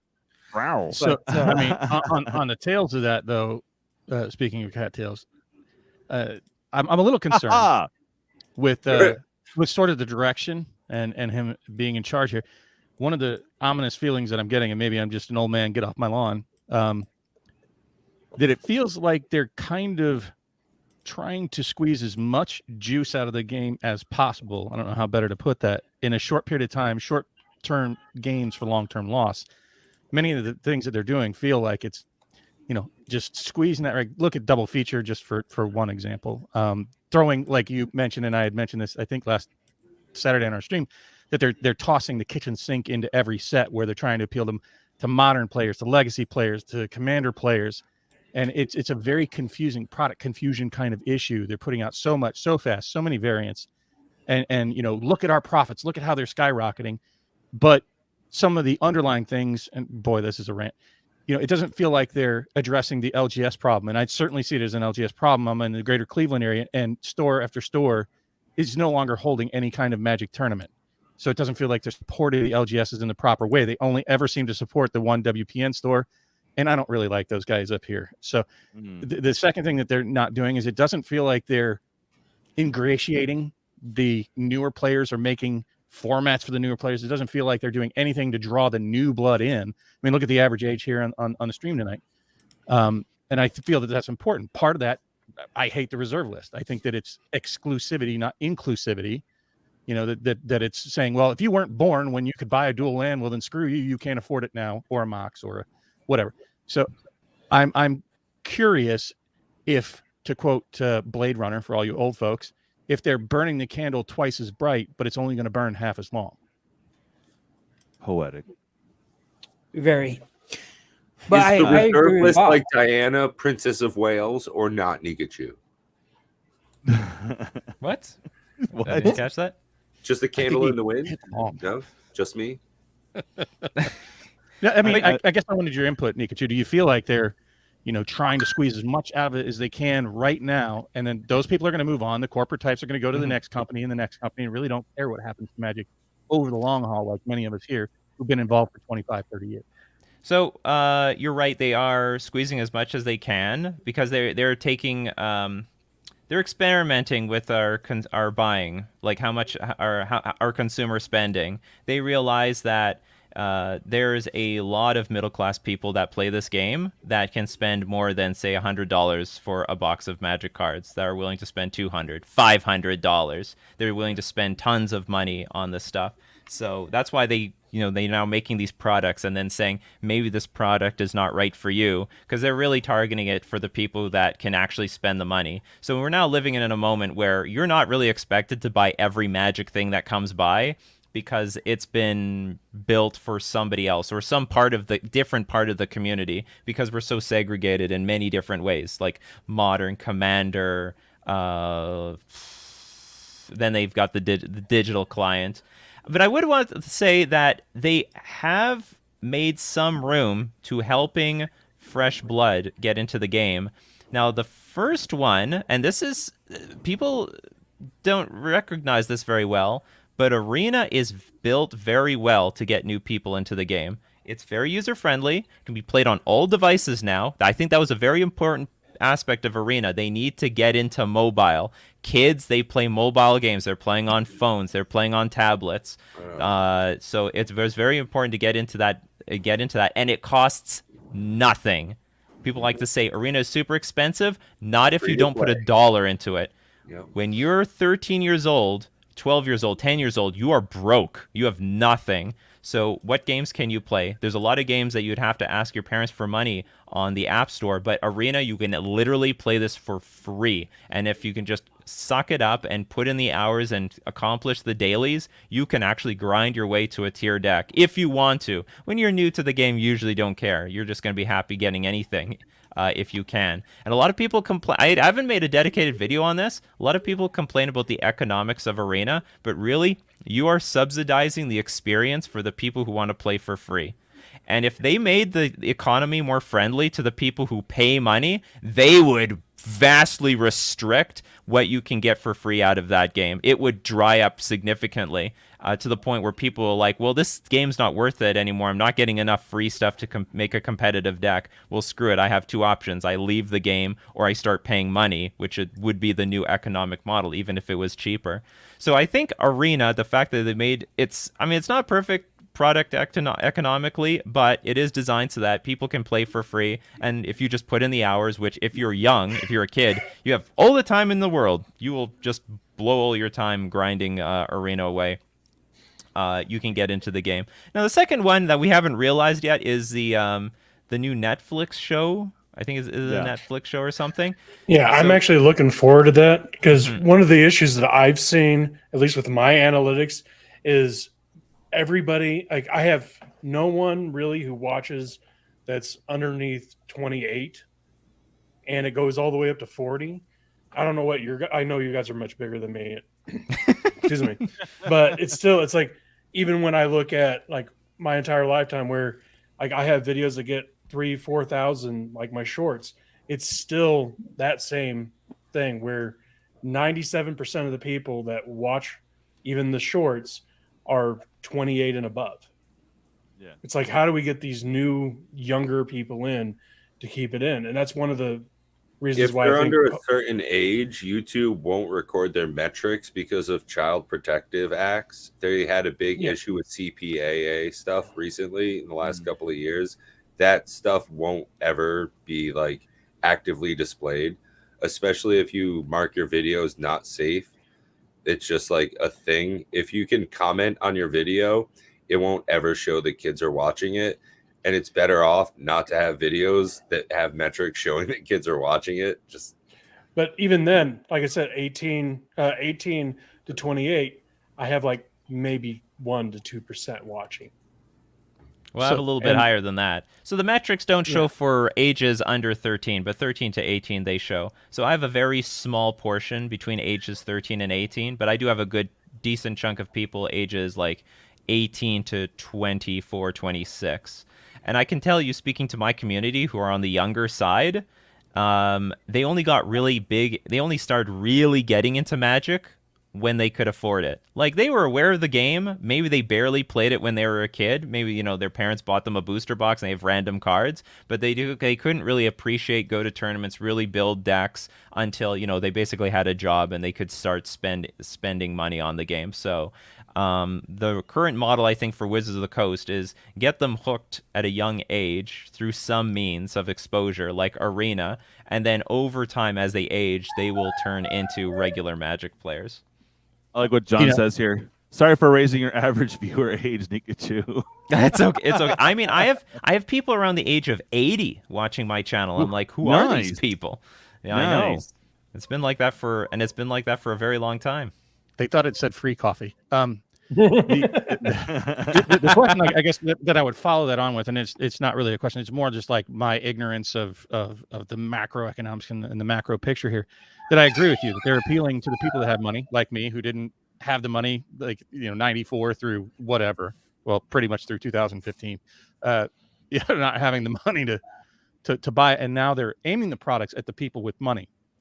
But that means their efforts are focused on an ever-aging population. And the issue that I have with Arena is I don't see anything that they're doing for the crossover, the bridge, the connect from digital to paper, right? There's no encouragement. And if they don't have a place to play, like in the LGSs, if they die in that interim while they're trying to hook the younger generation, where would you even go to play? The biggest retailers for Magic now is Amazon and Walmart. So the place where you would go play paper Magic is disappearing, right? So how do you get them to cross over from why switch from Arena to paper if there's nobody to play with and no place to go play it? Well, I mean, I think the place that people play paper Magic dominantly is just with their friends at the kitchen table.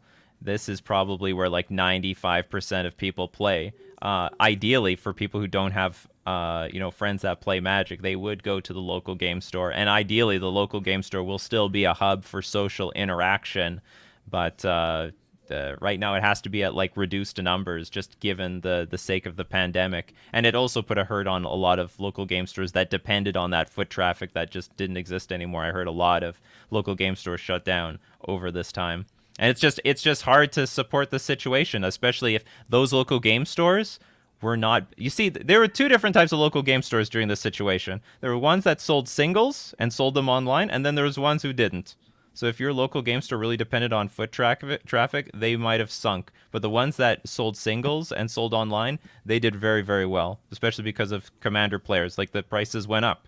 And like, the prices were skyrocketing, and there were really big sales. So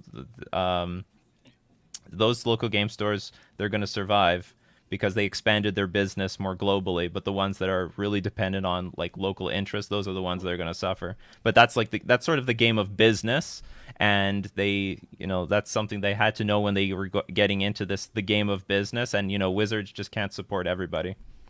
Like my local Catherine and Savannah had something funny. It's like, why not just organize in the local pub? But he follows up with this, which is funny. Like, but 12-year-olds don't spend money. I'm like, wait a minute, what? Well, people do that actually. Like there are local game stores organized at the pub, and because generally speaking, it's a pretty mature audience. So if your core audience, or your customers are mostly old, and you don't mind restricting your customer base to adults, then I mean you could do that. But if you want to be more inclusive and include kids, then yeah, you have to. You can't do it at a pub unless it's some country that lets minors in. Yeah, exactly. Get them all in trouble. Good job. Yeah. All those damn 12-year-olds that don't spin. For my local game store, they did at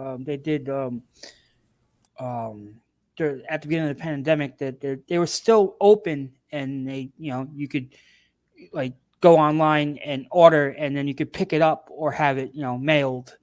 So yeah, that's good enough. Oh, I should have actually addressed the way you said you wanted there to be a bridge between digital Magic and paper Magic, and I don't think Wizards is trying to make any bridge between those two.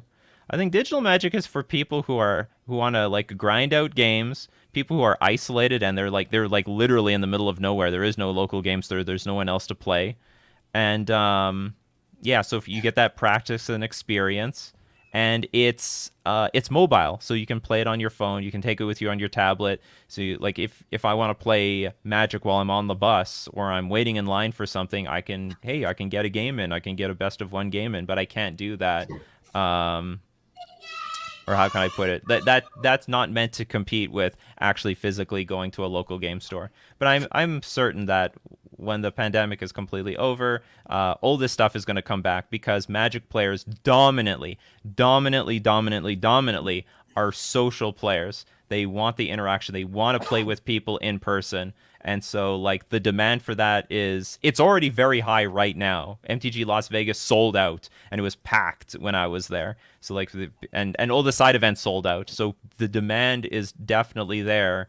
And when the time comes, all that stuff is basically going to come back. Poor Josh. Just, ouch. I'm old and now isolated. He knows me. So do you feel the markets. Do you feel that'll impact Arena then? When the pandemic's over, that I watched your video saying that already Arena's numbers are on the downward trend. Mm-hmm. Do you feel that once the pandemic breaks and people can start the gathering again, that Arena's numbers are going to further tumble? No, it'll go up. It'll go up because people will be hyped to play Magic. You see, a lot of people are getting out of Magic right now because they can't play in paper, and if they can't play in paper, then because that's the sole reason they play Magic is paper Magic. And so if they want to prepare for their next FNM or next big modern event or the next big open event, they use the digital client. They use Arena or Magic the Gathering Online to do that. So if there's something to prepare for and to look forward to, they'll be playing online because people just burn out just playing online because it's a very isolating experience. It's devoid of social interaction. So a lot of people have, and it's not for everyone. There's a bunch of streamers that are burning out right now. They're playing Yu-Gi-Oh! They're playing other games because it's tough being a streamer, and they've been doing it for 2 years straight without being able to go to a local game store on any regular basis. The best thing about Spell Table is you don't have to smell the person next to you. If you're a Commander player, you now have access to Spell Table, so you get to have that same change of play group. You can hit next and you get 3 random people and they've all got actual decks that they've tuned up. So that's one of the nice things about playing Commander as well. You get that huge change, but it's just a different way to interact with the game. I think the different formats that we're seeing, not just MTGO but now Arena, you're getting different ways to sell the game to people. It feels as though in a corporate meeting, someone said, hey, how can we sell this product? Sell it directly to people instead of the gaming stores. Ooh. Let's start Secret Lair. Yeah. Let's sell the product a little bit more directly. Oh, hey, these microtransactions in games seem to sell a whole lot of money. Let's start cashing in on that. It feels as though now in the different ways that they're selling Magic as a product to us, it's almost getting difficult to buy theme decks, draft booster, set booster, collector packs. Oh, should I buy a bundle or a fat pack? What's the better way? Should I buy it offline or at my LGS? Should I trade in my cards or hold them for value later? It's probably a confusing thing for kids to get into. What go should ahead, I buy? What's that? Bob? No, I was saying Oh, it's the whole product confusion thing. I think Rudy spoke about it. I think other people have as well. I hate name dropping, but I'm going to do it anyways. So at any rate, yeah, I mean, product confusion. When you go to a buffet and there's 45 things to eat, rather than having 3 or 4, you have the confusion. Oh boy, do I get the lobster? Do I get the ribs? Do I get the steak? Maybe I'm vegetarian, and God help you at a salad bar. But trying to pick your products, it's only increasing. I think, I don't remember who said it before. Maybe you did, Nikachu, and I've said this before many times. We've changed, if you're an old schooler, from collecting entire sets. Oh boy, I don't want to spoil our next stream, but we've changed from set collecting to something more a la carte, right? And for me, because I'm old and I want you to get off my lawn, that's a tough adjustment to look at things to where I'm not even buying whole sets. Like I completely skipped Crimson Vow. I completely skipped Double Feature. I mostly skipped Midnight Hunt. I bought more AFR than I thought I did, unfortunately. But it's running into that, and we're running into even more and more. And then they're confusing the lines even more with like the Unfinity. Wait, they're not all silver bordered, and there's going to be Commander legal cards in there. And wait, I can get my modern cards out of this set and that particular product, and it gets to be where you almost have to have a PhD. Right, like Soul Ring. As much as every deck needs a Soul Ring, but you can't just open up Soul Ring. So I mean, it was very long-winded, but like War of the Spark. We'll go back to that. I think that was the last one that didn't have like 7 million different versions of things. Yeah. So you just bought the draft box. It was a simple choice. You either bought the set or didn't. And now it looks like they're expanding it, and you got I'm sorry.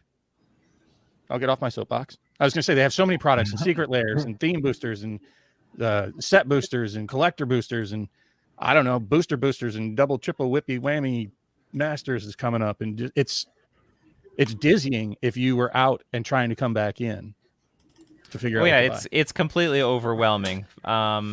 And they definitely designed the game and manufactured the game so that like your average player that was playing for forever would be able to buy it, and they'd have everything. They have their complete set, and they had that system for a very long time. And that's, like I said, they're really, for the last 2 years, they sort of stress test your purchasing power.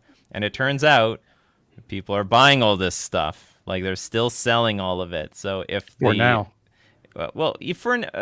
I think they probably have an idea how far they can go, and especially with secret layers, it's print to demand. So like you pay them, and they're like, okay, well this many people bought it, so this is what we're going to release. And if 3 people buy it, all right, then I guess that's what we're going to release. And they'll throttle it back if need be, because a lot of people have different tastes. Like I used to love foils. I'm sure a lot of other people like foils. They love the specialty art. They have a taste for more than just like the regular products. Hence why they've come up with these collector boosters and stuff. We have more arts and variations than ever before. So it is very overwhelming, and I don't even pay attention now to any of the new cards that come out. I don't even know all the cards that are coming out of Kamigawa and Neon Dynasty. I've only looked at the ones that everyone's already been hyped about, and I just basically ignore all the rest. Ignore everything from Unfinity. Although it's a little bit easier for me as a modern player. I mean, as a Commander player, you might have to look at every single damn card that comes into existence. Right. Would that be good in that deck? Would that be good in that deck? Would that be good in that deck? Yeah. So it's very easy for me to tune out a lot more cards. Maybe a lot harder for the Commander players. But Wizards is a smart business. Like they won't. I think they'll know when to pull back if necessary, and I think I think they said something in their recent statement that they found their sweet spot, and like this is basically how it might be for like the foreseeable future. It is going to be confusing though. Like it's definitely going or not. I would say it's more overwhelming than confusing. If I were a new Magic player today, I'd probably just buy some random stuff and then learn as we go. Let's not forget, Magic the Gathering is the most complex game in the world. based There's on only rules. like 25,000 cards that all do something different. It's not that hard. Come on. Like the rules are really straightforward at first. You like draw a card, you play a land, you cast creatures, you turn them sideways, you pass the turn. But then over time you learn there's more details, there's more nuance. So like the game itself is overwhelmingly complicated, but we all get in a really basic fashion and then we just figure it out from there. So I had a question for you. Isn't damage? So Nikachu, I don't follow Modern that much, but I did notice sales and stuff like that. I watched some of the finance channels. I'm not like a finance guy at all, but so when they came out with Double Masters initially, like Modern just like stopped. Like I don't know what happened, but there was a huge dip. Was it just because of the Rona, or was something in the game people were sick of seeing something, or what was that about? Because it's like it sold a lot and then it just kind of petered out for a bit. Like no one was playing Modern for a little while. Oh well, yeah, well definitely like Modern cards. Actually, I looked. Modern cards were crashing even before the virus came out. Yeah, like they came out like months earlier. Well, there was. It might have. I actually don't know the full financial situation behind Modern. It was definitely the period that people were getting very angry with the format, though. But I don't know if people selling out of the format was the largest reason. It might have been because of the reprints. Reprints. I mean, this Modern is pretty sensitive to reprints. If you reprint a card, the card in the format will drop in half, basically, or even more than that. So there's a lot of really good cards in Modern. They're just really old, and if you just reprint it by today's standards, then boom, it's very available now. So, as a Modern player, because I'm trying to piece this all together here from an interactive conversation, Modern players don't like to see a lot of reprints. Modern players don't like to have new sets being printed. What then do you sell to Modern players? Well, I mean, I think Modern player. Well, there's two types of people in Magic. There are the ones. The first one is the ones that can't afford the cards. So like, hey, we want reprints. And then there's the ones that can afford the cards and like, don't reprint my cards. So I mean, there are a lot of Modern players that like reprints. The fetch lands got reprinted, so I think a lot of people got happy, and people are scooping up their play sets while they can. But I think Modern players are very sensitive, not to reprints, but to new powerful cards being dumped into the format and on a super regular basis.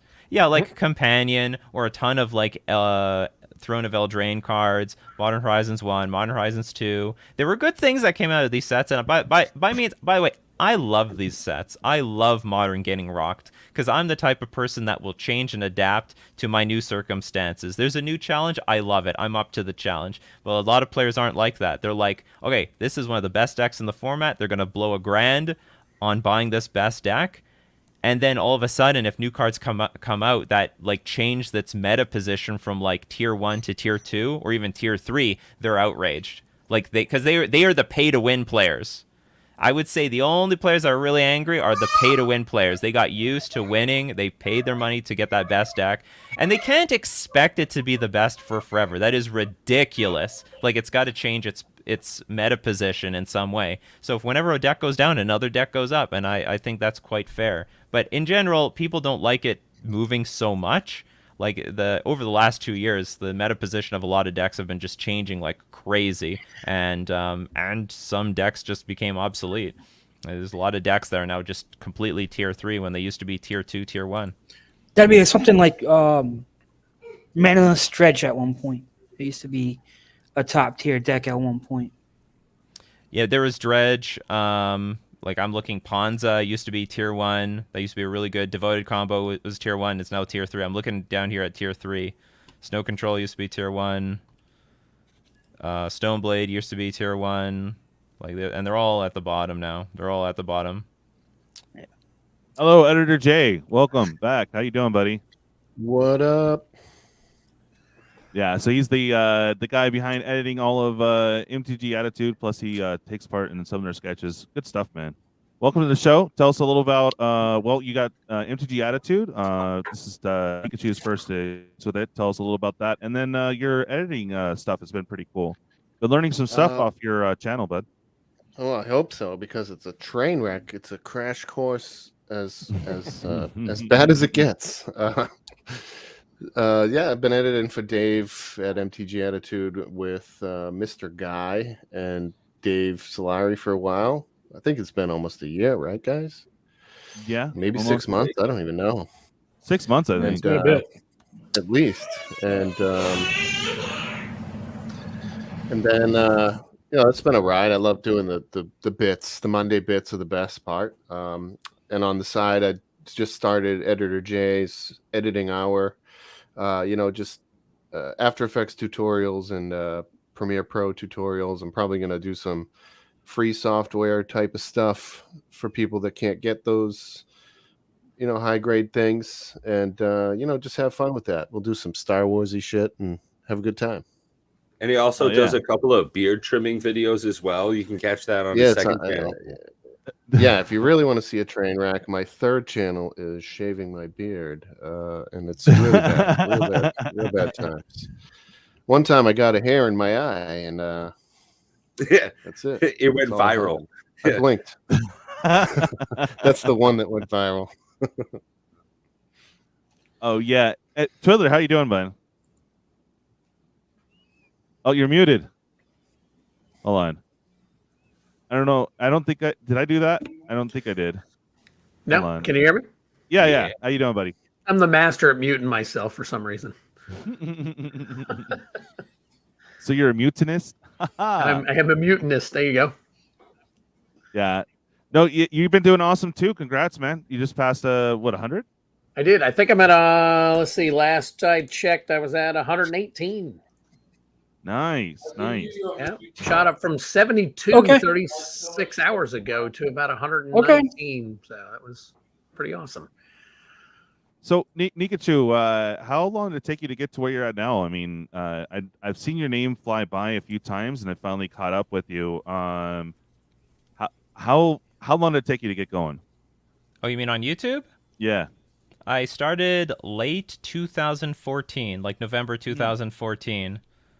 But I was doing it pretty part-time while I was in university the entire time. And then there came this point where, like, I think I know what to do on YouTube. I've got these really good ideas. And actually, I pushed, starting with January of last year, I basically just dumped my classes and I said, okay, I want to focus a lot more on YouTube. And it grew 4x. Because I think I was at 14,000 subscribers at the time on my main channel, and now I'm at 60,000. But the views on the videos went from averaging 5,000 to 10,000 to now getting to 100,000 is not that hard anymore. That is awesome. And I'm getting 100,000, 200,000, 300,000. One's getting close to 1 million. So nice. One of the things I like about your videos, Nikachu, is when you discuss, catching people cheating. Yes, that's the thing. They like cheaters getting caught. Because as I used to be a heavy tournament player, but I strayed away from that. I'm more of a commander player now. But yeah, watching your videos like that, it's really interesting because it reminds me of actually playing at a tournament, and and it's sounds bad for Magic. These cheaters. It reminds me of playing actual Magic in tournaments. Well, it is just, there are a lot of people that do cheat in tournaments. It's just horrible. Yeah. Coach says you got in on that sweet spot too. Right when YouTube was starting to gain popularity, way more so. 2014. Yeah. But honestly, there's no bad time to getting into YouTube. I think it's just a bunch of nonsense that people say it's saturated. I would say the biggest problem on YouTube for creators is certain ideas are saturated. So if you're going to do something that 100 people have already done before, okay, what are you doing that's so special about it? One of the prime things on my main channel now is I'm trying to make videos on things no one's done before. So that's my prime directive. Yeah. That's specifically why I got into doing this, is because I thought I had a couple of ideas, which apparently I do, that nobody else is doing yet. So I'm trying to capitalize on the possibilities of growing off of that before it does become saturated. Well, I mean, I also live by how do I put it? I'm not too afraid of things being saturated either if you're early, but also you're the best. So, I mean, if you do it once and you do it right, it can also scare off other people. Like, honestly, how many, like, product review channels are there in the MTG space? Oh, God. A lot. A lot. Are there? How many? Like we're talking deck boxes, binders, sleeves, and stuff. Well, yeah. Community, you know, yeah. There's a lot. They're just small. I mean, as a small channel myself, I mean, there's a lot of things. Like, for example, I think it was last week. Was it last week, Pat, on our stream, or the week before? I mentioned that with the upcoming Unfinity set, that potentially underneath the sticker might be. I was looking at that about 2 weeks ago. I want to say it was the week before last. Serialized. They might. Yeah. That's how they might include the next serialized cards. You know, some of these things were. I just put it out 2 weeks ago, but now Rudy puts it out, and I'll guarantee that's going to blow up like crazy over the internet because he's and there's a lot of things that I'll come up with and I'll say they even nicknamed me here Tinfoil Hat Bob. I throw out these crazy things, and it's insane how many of them actually have hit that I don't even talk about here on the channel. And I was actually leaning a little bit more not card products, but like accessories. No. Yeah, I get what I'm saying. I've seen dozens of people reviewing different accessories. We even did some on ours with like, you know, like Star City Games selling a bunch of things and reviewing tokens and other things. But when you're only getting 40 total views because the algorithm just won't put your video in front of people to even see. So you're out here beating the drums, telling people, hey, go check out my content, subscribe to my channel. If you're only getting 40 views, you know, you get hundreds of thousands of views, and there's only so much time people can watch. So they're going to go to the known quantities before they reach out to the newer. I think it is getting harder for people just to even get their stuff seen, to get it in front of people to be seen. Yeah. Well, and that being said, dozens of people, if you search like product reviews on something specific, but it doesn't get the exposure yet. It's just consistency. You know, that's what Rudy told me. He says, make sure you put it out consistently. People like schedules. Right. And he did say, don't do what everybody else is doing. Do something new and unique. So I've got a question for you guys then. There is room in the space, I believe. I'm not going to give up. Go ahead, Twiddler. So I was told that putting out shorts, you know, the 60-second shorts and stuff on YouTube could really, really gain a lot of traction and bring a lot more attention to, I guess, your channel and maybe some of your content and stuff. But I don't know how often shorts are actually, like you said, with the algorithm, how often they're pushed in front of other people in order to drive that traffic, unless you guys have any clue on those. So I'm asking. I can put it out, like with me being a very small channel, most of my videos get 20 to 30 views. Most of my shorts get hundreds to thousands of views. But does that turn into more subscribers and more views on your other stuff? I have probably gotten only about 4 or 5 subs max on all of my shorts. I've gotten more subs off of my regular content. People accidentally finding me like, oh, that's hit it. Right. It comes over to like shorts. A certain amount of turnover rate. With your regular content, you can set your value at X. Your normal expectation of a video, X. This is what I usually get. Now, you turn that X divided by 99. You usually get 1% of people. Your click-through rate, your subs, it's just kind of a basic marketing thing. 1 in 100 will buy your product when they see it. Just how it works. Now, speaking of which, Coach says that right now. We need a Nikachu product review series. Yeah, there you go. Now, with shorts, maybe you get 100 times more people seeing your product, which is your video. That's your product. That's what we do. That's what we make.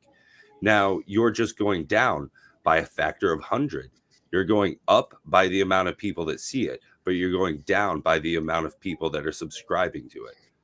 It's just an inverse factor. But can those shorts and the popularity of those shorts can like bring more people? Mr. Beast, everybody sees his videos. Oh, it's always on your splash screen. Lots and lots of impressions, millions, tens of millions of impressions a day. Yeah, you click his video, but how many times do you want to see a guy hold his hand on a card to win it? You don't subscribe. You maybe see the video, so it gets the views, but you don't sub to it. So it's just that, like Nikachu's saying, what are you doing that's different? Something that makes them want to come back. Hey, this guy's got a real idea. If I come back and see him again next week, he's got something I haven't seen. Not just a new video, something I haven't seen. Right. So, MTG Obsession, wow, say that 5 times fast. Welcome, and glad your son nailed out all 3 songs. Proud of him. Hell yeah, bro. That's amazing. Yes. What's up, Feldy? Yeah, Feldy, awesome to see you. Big here on this channel and with all the channels that pop on, we're really huge on community. That's at least what I try to push. And I think that's cool because we all kind of lean on each other when things are bad. And then also, we support each other by going and viewing the videos. I think we need to expand on that, expand the community. And Nikachu, thank you so much for coming on, bro. This is amazing. How are you liking Roundtable for your first go around? That's good. You're asking me a lot of questions, so I have a lot to talk about. Well, you're used to doing it by yourself. I haven't started drinking. I know it's a change of pace now. Yeah. Well, we got to ask you all the questions. You're the FNG, the freaking new guy. Yeah, that too. Next time he's gonna have a bottle of liquor in his hands. Right. You had Moxman on your channel. That was pretty cool. Are you going to be doing more of that with other content creators? I really love seeing content creators talk with each other. I should. I'm just lazy about it. The channel's easier when I don't have any guest on, but I actually should put more effort into getting other people onto the channel. It's fun, man. You get a little kick back ideas back and forth and get different ideas. And, that's what I love about the roundtable is that we're very open. Sometimes we cuss like cellular, sometimes not, but it's always pure, pure ideas. Tell me what you really think about the product. Tell me what you think about Magic. And and I appreciate everyone coming on here to expand that. And it's great. I mean, look at it. We almost have full all 10 max in StreamYard. It's just like, dude, that's awesome. You know what I mean?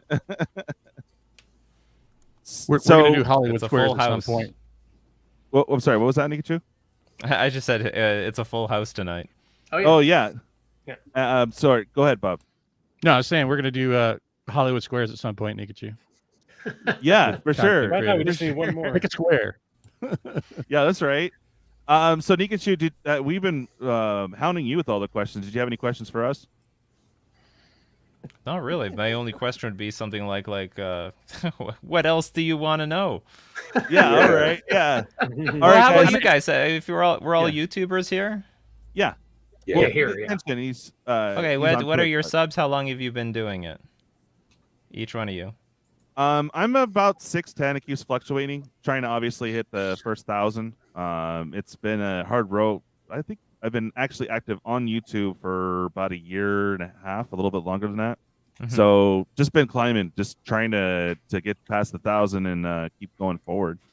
But I also don't have set content. I have Thursdays and Sundays now, so at least that's set.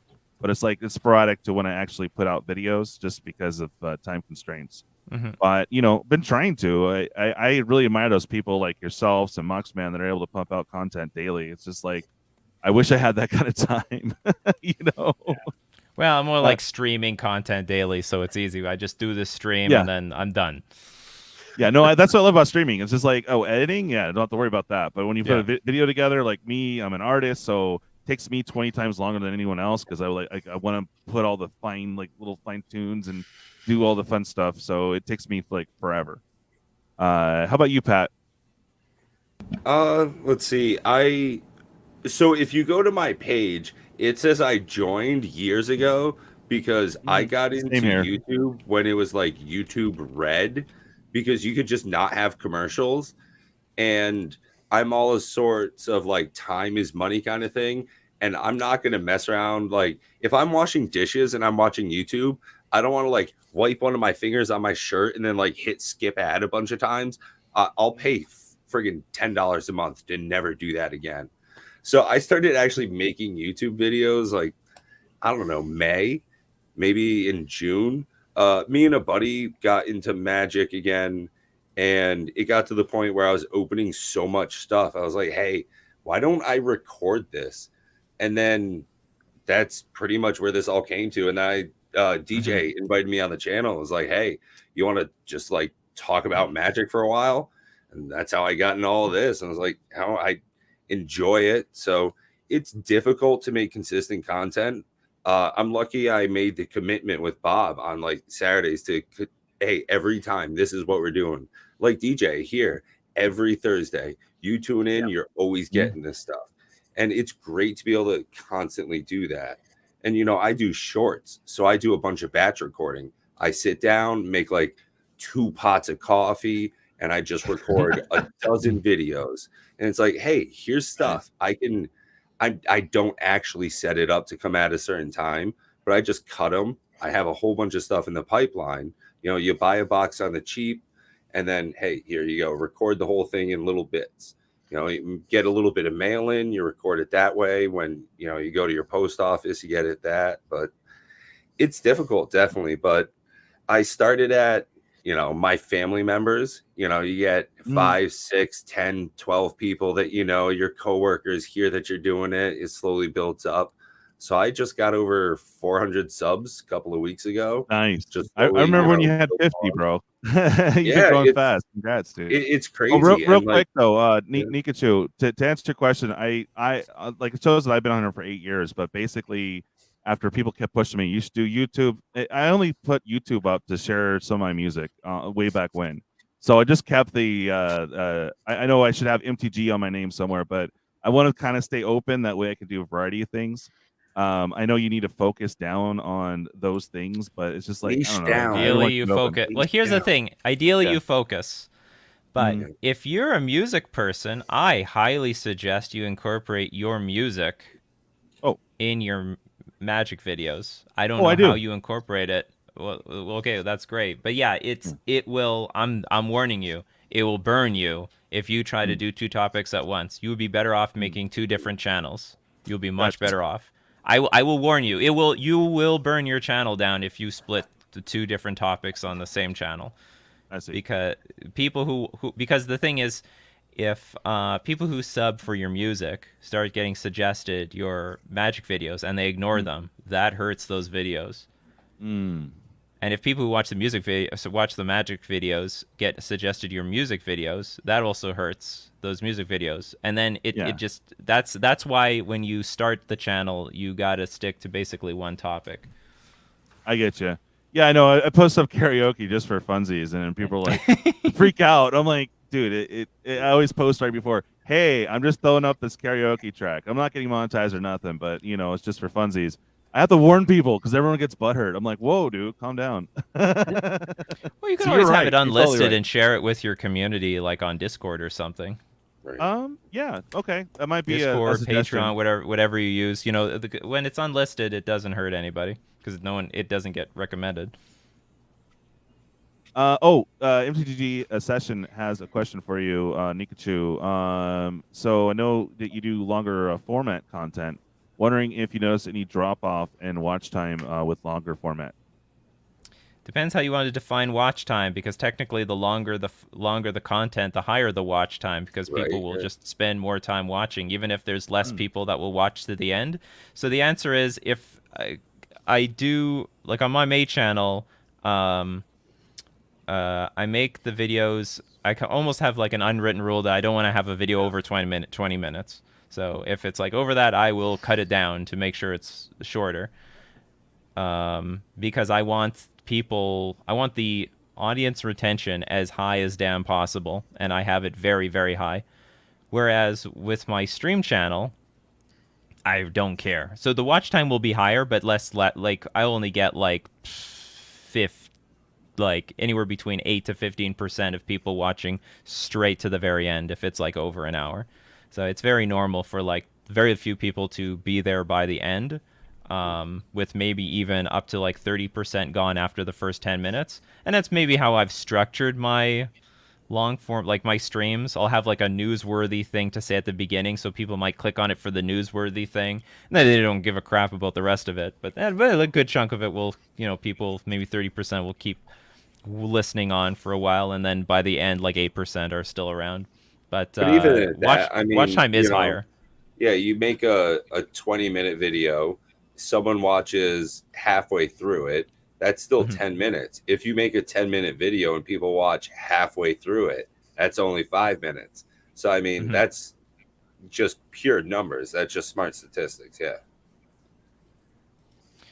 But I will say this much: I aim for audience retention more than I aim for watch time. When you're trying to get monetized, you might want to aim for watch time. So the longer the videos help you more, because you need like what is it 4,000 hours of watch time? Yeah, 1,000 subscribers.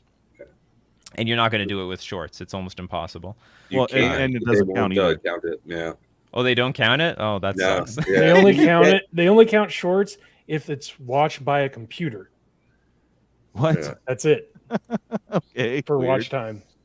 Well, also and you can actually go in your analytics and see that watch time counted is like interesting. The only way that it helps you is if people actually subscribe.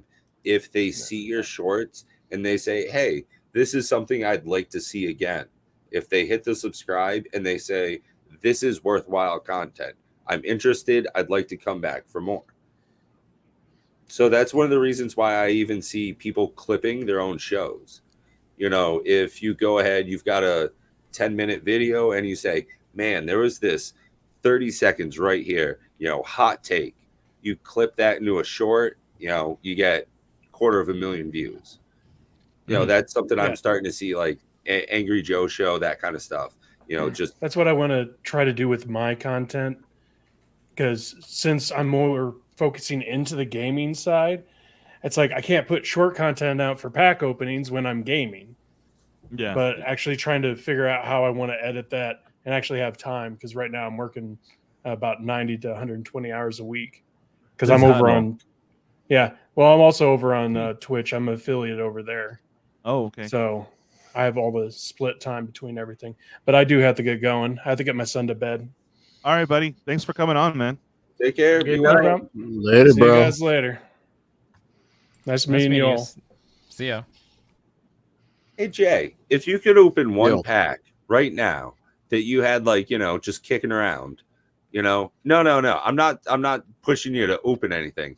I'm saying, like, if you had something that you could, get, what would you want to open? Not that it's worth more, not that you think you're going to get like some fancy card out of it. What's something that you just like enjoy seeing the insides of a pack of? What's like a set recently that you just like seeing? Kaldheim's had some more cool questions art for you. What do you want to crack right now? No. Not like what do you want to crack? What would I mean, if you would be able to crack any pack, what would you want to crack right now? Like, I love seeing the throwback and time spiral. They've got stuff that, brought me back 15 years ago to when I was in high school, when I started playing Magic. When I open up Modern Horizons 2, it's got like really cool cards in it. They have a lot of different versatility. When I open up Kaldheim, it makes me think of where I live. There's like 3 feet of snow outside. It's a great, theme to my winter. What's something that just like speaks to you recently in sets? I think that the one that really sticks out right now that I'm really enjoying is Commander Legends. Dave, since the start of the channel, I was kind of in a little lull, and I just kind of, sitting here for a couple of years scanning cards into Delver Lens. I don't know if you guys have heard of that. It's kind of like a TCG app. It's all I use. And whatever. And Dave started his channel. I jumped on as the editor, and I got pulled right back into the shit.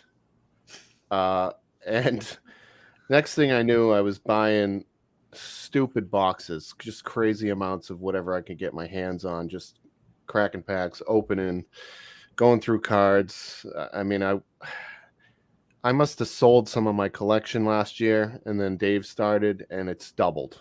It's it's ridiculous. And just opening Commander Legends has been so much fun because I just been, you know, I'm not even looking for value. Like when I open MH2, I'm looking straight for value, but opening Commander Legends is just seeing some of the cool things that I've been missing out on.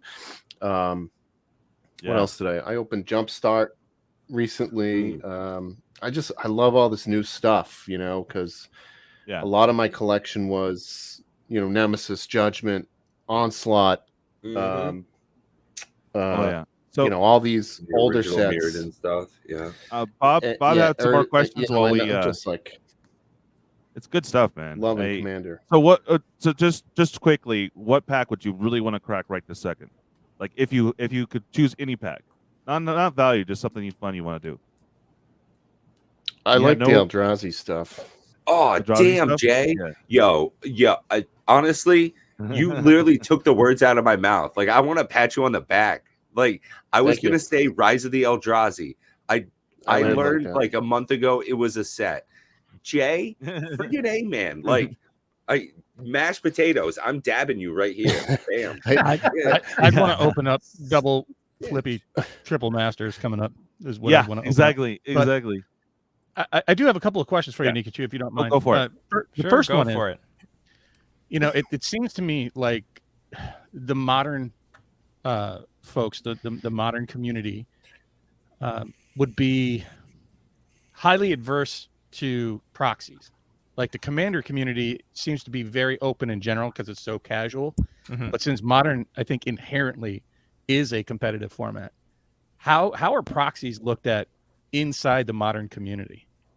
I think it's a very well, first off, it like never comes up because like Modern cards are not so expensive that it's completely out of range like Legacy, because for Legacy tournaments and Vintage tournaments to fire, you have to proxy reserved list like dual lands, because almost every deck runs a dual land or something, or some sort of reserved list card, but we don't have that situation in Modern. Like if you can't afford to buy a $1,500 deck, well, you can usually buy like an $800 deck. Or now if you're fed up with the price of Modern, you just play Pioneer. So I think they would be open to it, though, because if the Legacy community is open to it, and I don't think the Modern community is too far away, I think they would be open to proxies. But the conversation never comes up. The only conversation that comes up are counterfeits, because more and more people are playing with counterfeits in tournaments. And we know this because they're getting caught by the judges. Judges look for counterfeits, and then they don't get disqualified. They'll get like a hefty warning, and then you have to replace the counterfeit card with a basic land. But that's the only issue that's coming up in Modern. But I think they'd be open to proxies if like the local game store had it. But in a serious tournament, yeah, it would be like 100% no. It would.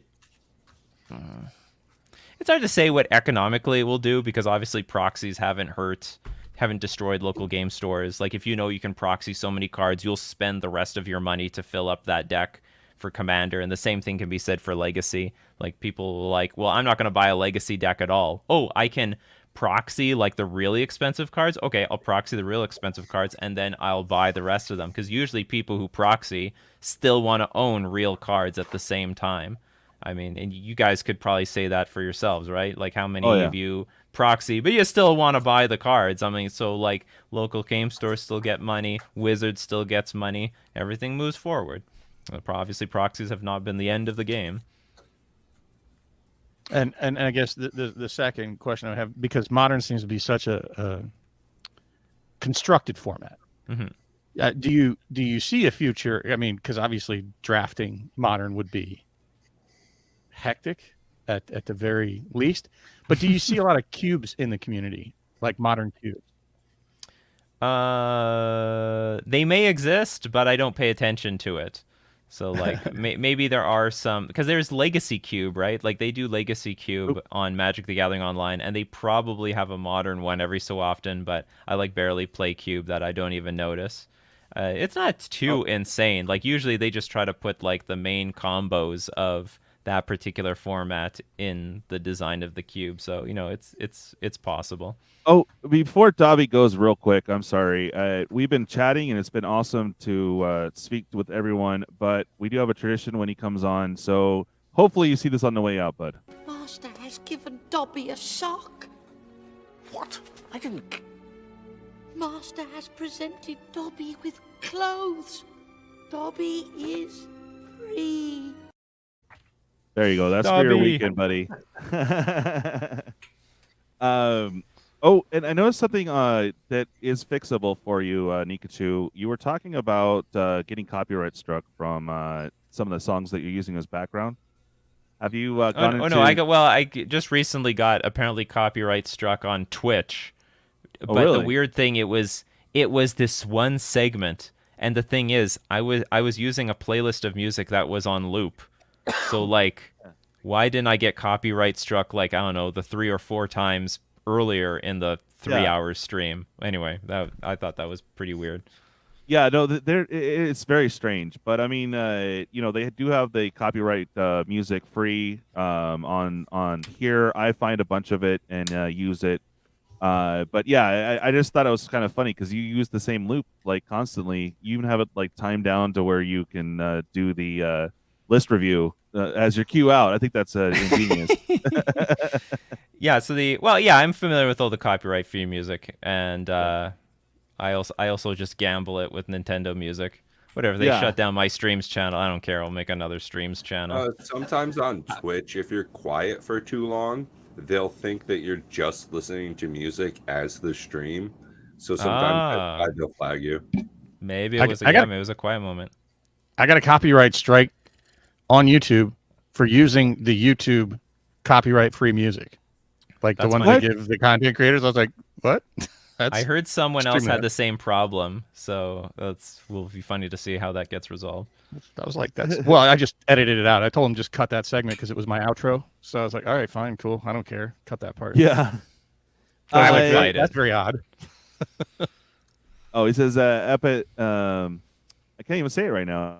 Epidemic Sound, $15 a month. Epidemic Sounds is $15. Yeah. Good. 50,000 tracks, all the sound effects you need. Was in chat. Did you have more questions?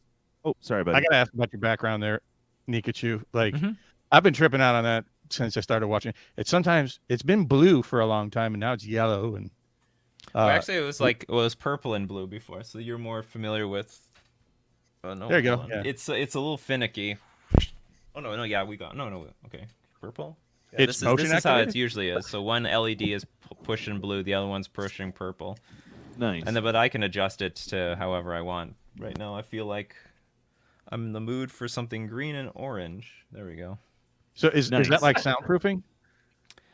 Technically, well, yeah, it is. It doesn't do any job for soundproofing. It just looks like a content creator background, you know.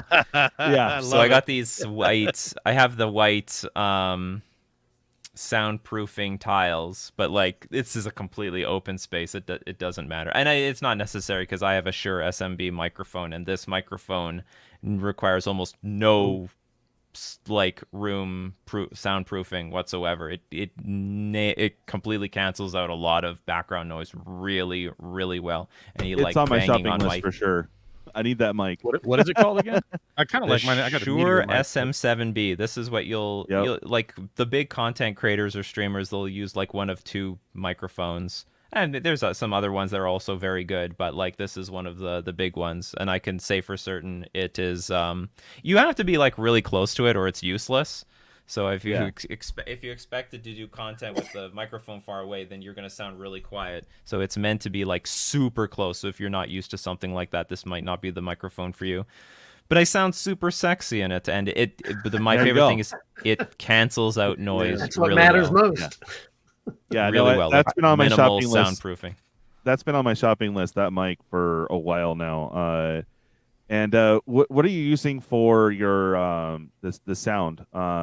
Like I actually got like a Behringer mixer, and it was doing okay. Then it just started not sounding great. I'm back to my little $70 little noise box thing. Look, congratulations for being on the show. Hey. It's got a like cheap little soundboard thing on it, and it's like, dude, it's only like $70. I don't know why this is better than the Behringer. I mean, I have something. What do you mean? You mean like the amplifier I'm using to connect my microphone, or you're talking about like I have a Stream Deck, for example. That's what I use. Stream Deck. Yeah, it's the Stream Deck mostly. I don't even use it for sound effects anymore. I thought I'd be using it for sound effects, but it's just really convenient to like just push a button and then certain apps just open. Like instead of like minimizing all my windows and trying to search on my desktop for things, I just push buttons and things like turn on, and it's easier to manage my scenes on OBS. Nice. So it's actually really useful. I thought it was just going to be. I thought it was a fancy piece of junk. But actually, now that I'm using it, I actually can't live without it. I think it's really a really nice piece of utility where I can just easily access applications by just pushing some buttons. And like, because it's like you can push buttons that are folders that'll have more options on the inside, so you can customize it really well. So what would that set you back for those that are starting out, want to get into streaming? Like the microphone, was it $450? For that microphone, or am I way off? Well, it's more. I don't know what it's exactly in American dollars, because you have to buy the microphone, but you need, I have, in addition to that, I have a cloud lifter and I have an amplifier. Will you sell Dogecoin for it? Well, because it was like 1,000 Canadian dollars, so it's probably going to end up being like 700-ish American, probably, because it's. I'm looking it up. It's only $399 listed for a Shure SM7B. Yeah, but that's not it. You need a cloud lifter to boost the volume of your voice, because without it, you're not going to hear you. And you also need to be able to. It's connected by XLR cables, and you need an amplifier to transmit that to your computer. Gotcha. And so that's going to be an additional like 200, maybe 250, or maybe 300. I don't know what the price is anymore. So you have to go. You'd say a regular USB mic is the way to go. Right. Well, what's weird is I don't know why they just didn't reinvent this thing in USB form. Maybe they thought they would just kill their sales. But there's Shure did make a USB version, but it doesn't do well on sound. Like you pick up more background noise. It sounds perfect. Like it sounds the same as you would hear me right now in USB form, but it picks up more of that noise from the desk. Picks up more like background noise, so like that was sort of a deal killer for me. Piping things through OBS, by the way, and then putting a noise cancellation filter on it and compression. You can do a lot of different filters through OBS for your audio. Yeah, I mean, yeah, you could if you want to manage that. I don't know. Like my setup is as how do I put it? Hands-free as possible. I don't want to learn too much about the programs. I don't want to learn about managing sound, so. That's basically simplistic. It needs to be. I can't spend too much time learning programs, because then that's time I'm not spending like making content. Exactly. And how much was the Stream Deck? I bought the big one. The one I got was like 300, but I think you can get it for like 150 or less. I got mine for 149, and it has I think 12 or 15 on it. Yeah, and I think you can get even smaller than that. Like you can get 6 or 8 buttons or 9 buttons or something 6. like that. Honestly, I'm not even using most of my buttons, so you probably can get pretty far off of 6. Yeah. You'd probably get pretty far off of like 6. Maybe you have the sweet spot at 15. I have a lot of blank space on mine. I just overdid it because I was saving money. Like I'll tell you, like I was basically saving money from content creation from like 2014 to 2000. It was around late year 2000, or maybe no, it was early 2021. I said, okay, I'm going to be more serious about YouTube. I have all this money. Okay, let's just buy all this stuff. Let's get the best microphone. I already got like a pretty good computer, but honestly, for the longest time, I used like a microphone very similar to the Blue Yeti. That's what I'm using now, is a Blue Yeti. Yeah, I mean, hey, that's what I was. It wasn't the Blue Yeti. It was something called the Zoom H2N, but it sounds identical. It's basically the same microphone, because I've used both, and I use that for 6 to 7 years. It still works. Still make content out of that. You know, there's nothing wrong with that. It's just more of a hassle of treating the sound. That's all. Yeah, I follow some YouTube creator, content creator, like stuff for creators, like Think Media, vidIQ, that kind of stuff, and they make a lot of quality stuff about like, hey, you've got an old cell phone. use that for your camera. It's like little, tricks like that. There's a lot of things that people can hodgepodge together to make a decent setup. It's a lot of times the quality of your content, not your, recording software, what you're using for hardware and stuff like that. Yeah, it's your content that's going to make the difference. It's not the production quality. Like, I always had the content there, and I just decided arbitrarily, okay, I can afford it. Let's just upgrade the production quality. But it's at the end of the day, it will always be the content. Mind you, like, look at what Rudy does. He just literally turns his phone on and he starts talking. Yeah. He has nothing else. I'm sure you're all familiar with him. And I made a lot of videos this same way myself. I just put my phone on like a tripod, or just I leaned it up against a box, turned it on, talked for like 10 minutes, turned it off. Yeah, I mean, I follow a lot of like vloggers, Harold Baldier.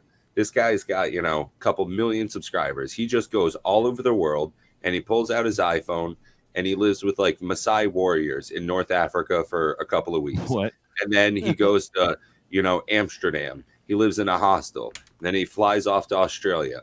And it's just pretty much all recorded on cell phones. And he's just got his backpack, and he uploads everything onto a laptop from wherever he can get Wi-Fi or an internet connection. So it's about the quality of your content, not, the highest 4K definition. It doesn't have to have drone footage of you opening packs of cards. But we got to have 4K. We want to see every zit. Sorry, I keep dominating questions. I don't mean I hope you don't feel like you got a spotlight and you're being grilled here, Nikachu. But no, how do you feel about all questions? It's all good. I love the spotlight. Have you ever been to Gen Con or Origins? Magic started at Gen Con, right? That was the first release of Magic was at Gen Con. And it's pretty much I've never been there yet. Magic, it pretty much is a Magic the Gathering fest. I mean, it's huge. Thousands of players playing 24/7 for the whole week. But do they have like an open modern event? Because that's the only thing that would drive me out to something like that, to spend like thousands of dollars. I mean, not thousands, but like around $1,000 to make a trip to be there. Like, I wouldn't want to go there just to play some like random paper games that I can more or less get the same experience at my local game store. They have thousands of different events. It's very difficult to kind of describe what Gen Con is. It's not it's not a single format, right? It's 5 days or 6 days of just huge gaming, and there's it's something to behold. If you haven't seen it, I highly recommend going, though not during the pandemic here. But one day I'll go. Maybe they'll invite me one day. I somehow doubt it, but one day I'll go. Well, when they lift restrictions, you should, because they should be bringing back the paper tournaments. So, you play a lot of tournaments, right? I play as many, maybe not as many. I try to go to like 2 to 3 modern tournaments a year, more or less. Okay. So like, because otherwise, like, traveling to tournaments is like, it's just outrageously expensive. Like, when you try to be a competitive Magic player, you are broke as hell.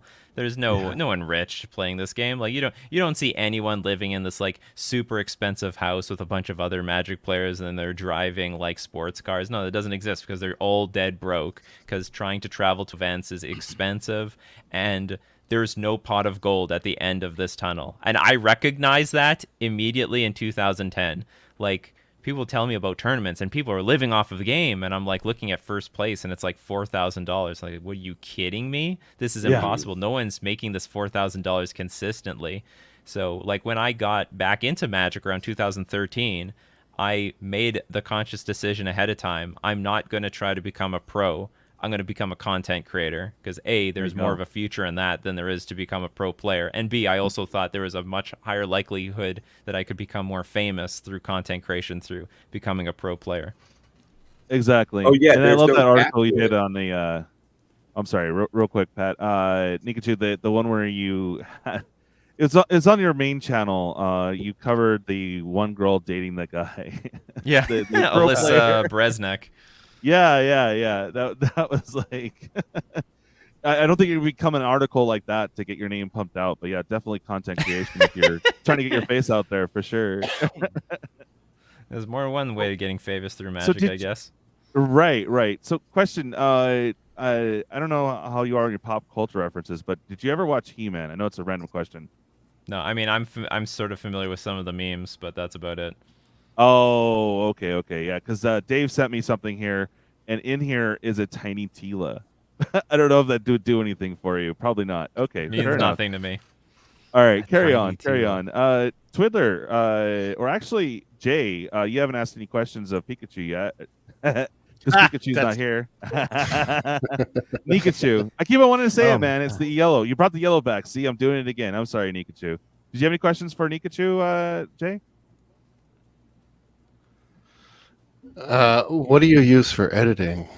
I use two programs. Do you edit? I use DaVinci Resolve to get through a lot of my easy edits, and then I actually export it, and then I edit through a really awful editor called Camtasia.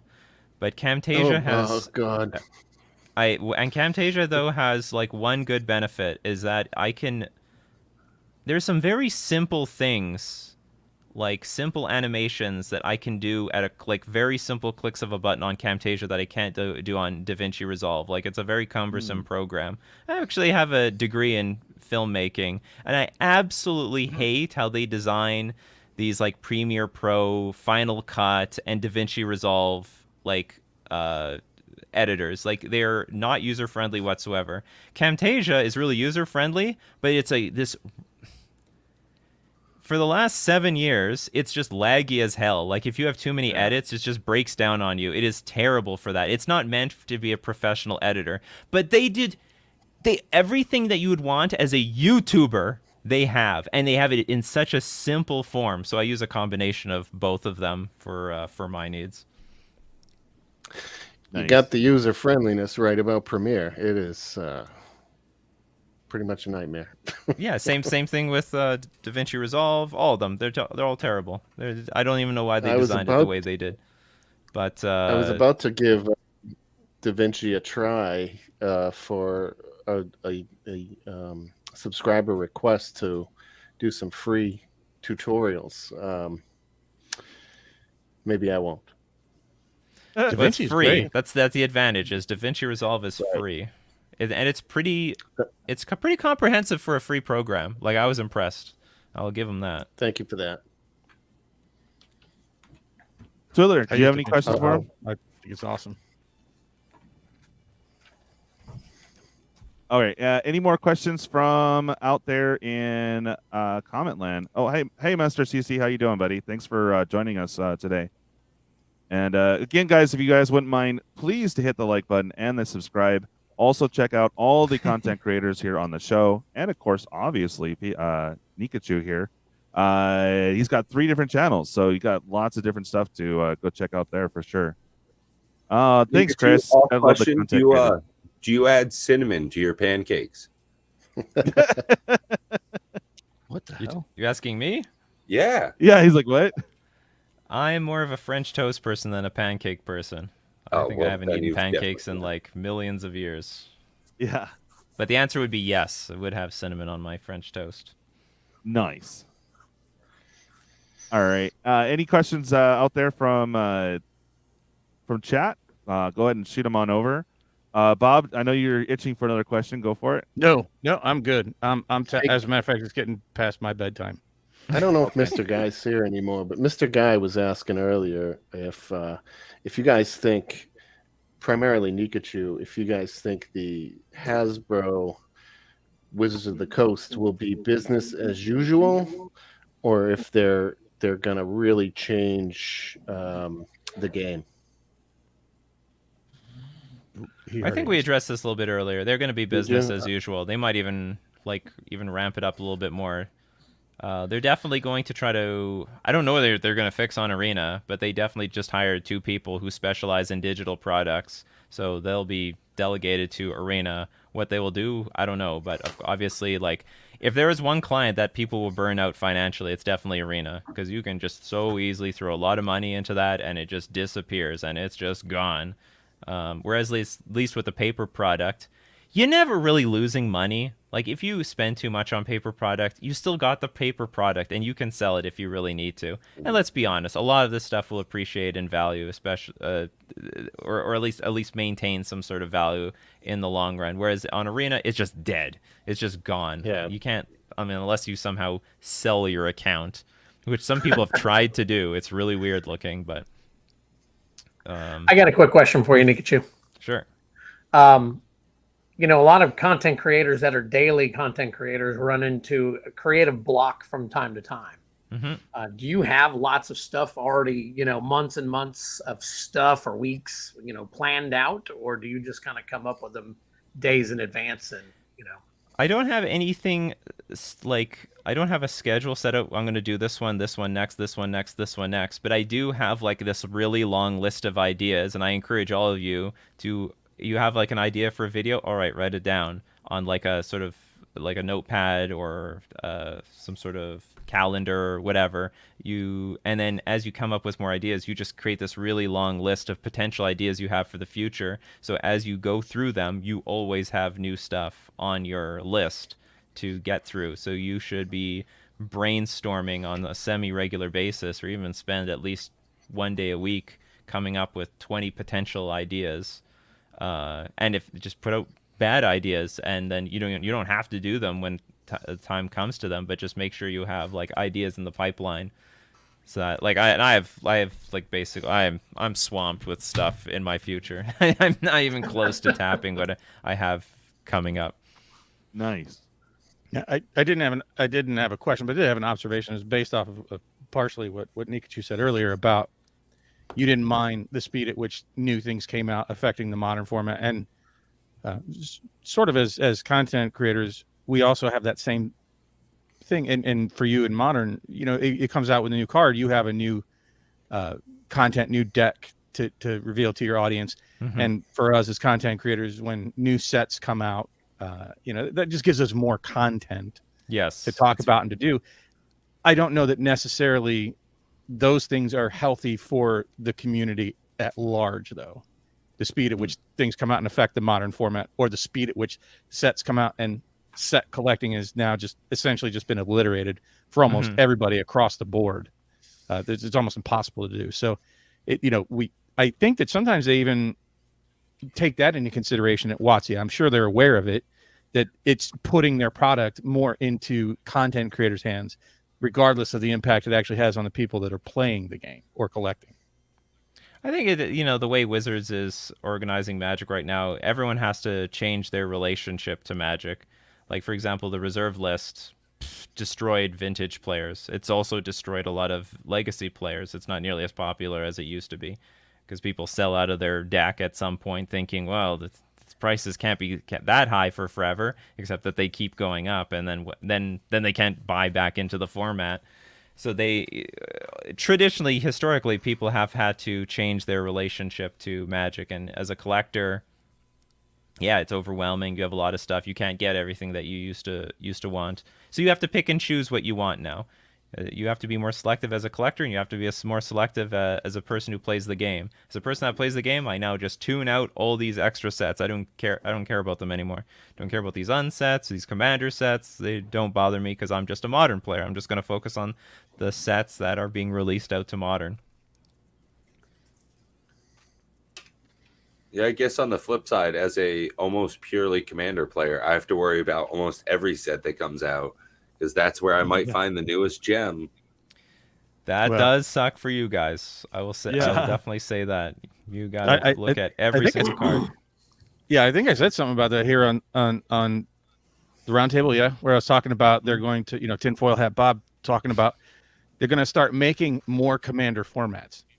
Right, like Commander is a format, but they're going to have modern Commander. They're going to have Pauper Commander. They're going to have standard Commander, Legacy Commander, Vintage Commander. I don't know which ones they're going to have. What I'm saying, that's how they've restricted the card pools in the past when things got bloated and power creep came up. And that's what made me start thinking about, is that you have to restrict the card pool. When you start doing that, you either ban cards or you restrict them, like you were saying, but you can't restrict it in a format that's already a restricted format. So yes, what I think they're going to do is you're going to start seeing different flavors of Commander in order to control power creep, the breadth of cards that are available. I think that's what we're at some pretty.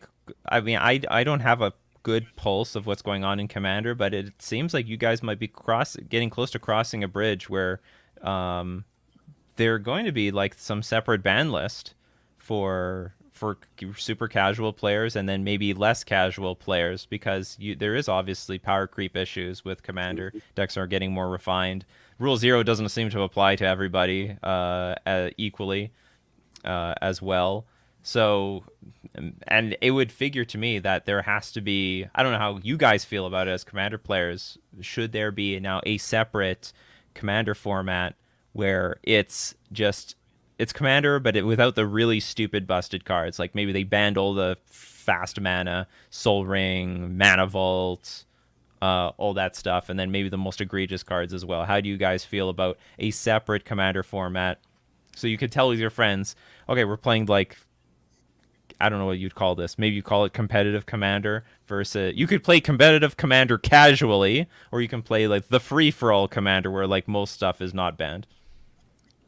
So, if you don't mind me speaking up, are you familiar with Jake and Joel or Magic? Yes.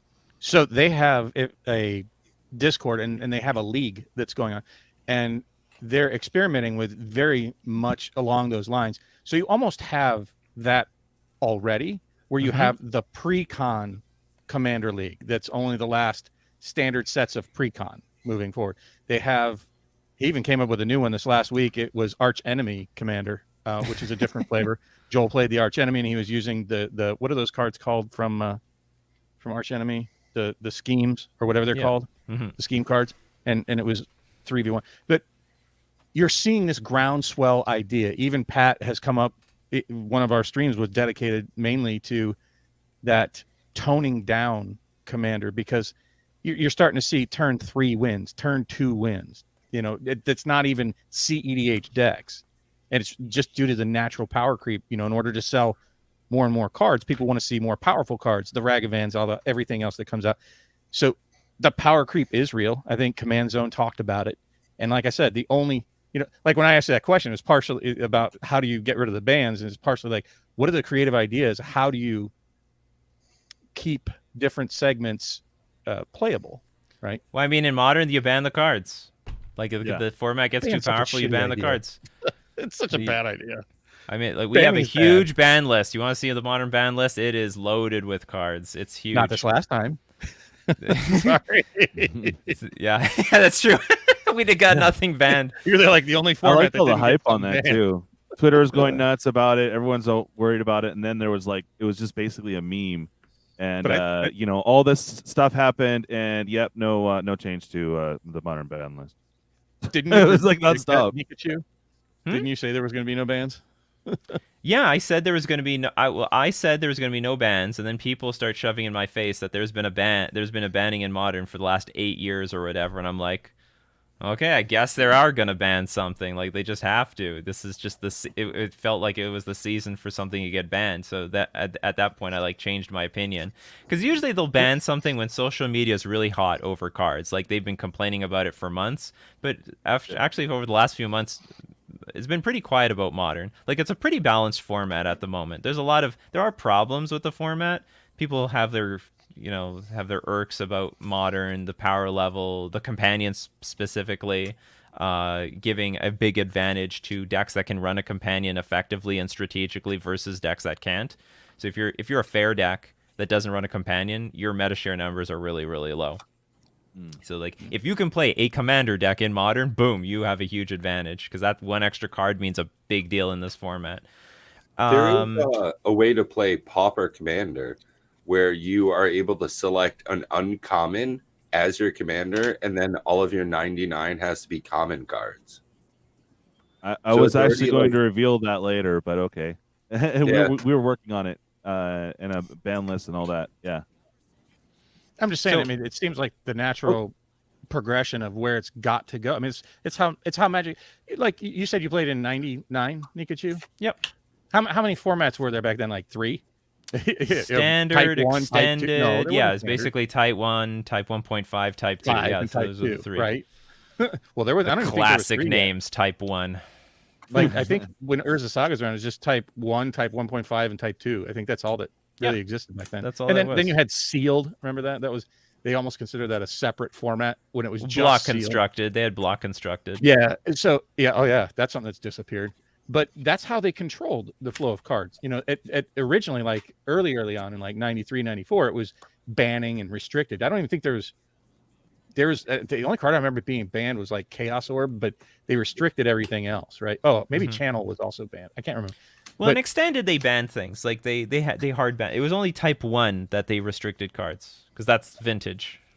Yeah. Well, so what I'm saying is they couldn't keep that model of banning and restricting and whatnot. So I mean, clearly, so they keep inventing formats. And how many formats are there now? Like that are recognized, like 42 or something. And there's even more homebrews. You know, there's going to be thousands of formats eventually. It'll be dizzying to try to keep your head around it all, I think. Maybe it's going to be interesting to see how things push from here. I think they had to make new formats. Well, there's been a bit of an evolution. First off, Extended got replaced by Modern because Wizards eventually found out after, like, I don't know, 20 years, players don't like their cards getting rotated. Like, it hurts player bases big time. Like, I personally was a big Extended player in 1999, and one of the biggest reasons that I moved away from the game in 2002, I went to play chess, but, like, it was right when they cycled Extended for the first time, and they washed away the first 7 years of cards. And, like, basically some of my favorite cards to play with, like Force of Will, and a lot of really old, basically a lot of the old blue cards just disappeared. I'm like, well, I'm not so interested in this new Extended format. There's no dual lands. Anyway, it didn't feel the same way anymore. So that was pretty crippling to me. Hence why I left. And I'm sure there's a lot of other people that do the same thing when Standard rotates, and then Extended is the exact same thing. So their solution was, okay, let's have a non-rotating format. We'll have Extended, but now it doesn't rotate anymore. So Modern was like the start of this. Now, you could say they always had Legacy, but Legacy's problem is the reserve list. Those cards they can't build that community or support it at all, because reserve list cards keep rising and then prices people completely out of the format. So that's like an unsustainable format. Modern is now the first non-rotating format, no reserve list cards, and we'll see where this thing goes. It's pretty strong right now. It'll be very interesting to see where it is 10 years from now. But yeah, they made Pioneer, and they'll probably make like another one. They'll make Pioneer Junior or something like that. I don't know. Well, I mean, they are. I mean, we're seeing some of it, and honestly, that's where I would like to see it go. Like Conspiracy, Battle Bond, Jumpstart. You can almost consider these formats in and of themselves. They're different ways to play the game. Arch Enemy, Plane Chase. What is it? The Explorers of Ixalan. You know, they're different ways to play Magic. That I see as a way to kind of curb power creep, because you are, again, limiting the card pool. Yeah, well, but they aren't sustainable formats. Like, there's no community built on Battle Bond, for example. There's not Battle Bond Night or GPs built around Battle Bond, but there are there probably will be for Pioneer and Modern for many years to come. Well, but as long as they can keep selling products, though, right? That's the point for Wizards, is to sell more products. So if they keep coming up, do you play any video games like World of Warcraft? Ooh, none of those, but like I have a Switch. I'm playing a lot of Mario Kart right now. So many of the online games run into almost the same problem, and they have power creep too. It's very similar. It's strategic. And they keep coming out with expansions, right? Or if you play Borderlands, I don't know, you say you have console games, Borderlands, they keep coming out with DLCs. And that's sort of, so long as they can keep that up, where they have new and interesting ways to play, like Jumpstart, this will be Jumpstart 2. If they keep that as a recurring format, you're going to end up, I would like to see that happen. You know, new and interesting ways to play the game where you're not getting priced out, where your cards don't become completely worthless, where there's something new and fresh to look forward to. And then if they can keep coming up with, you know, bigger brain ideas, which more money should bring that in, is more and better ideas. And it would bring in new players, right? There's no disadvantage for somebody if there was a Jumpstart format, right? Like there is for even Modern. The price to buy into Jumpstart format is what, $6 for a pack?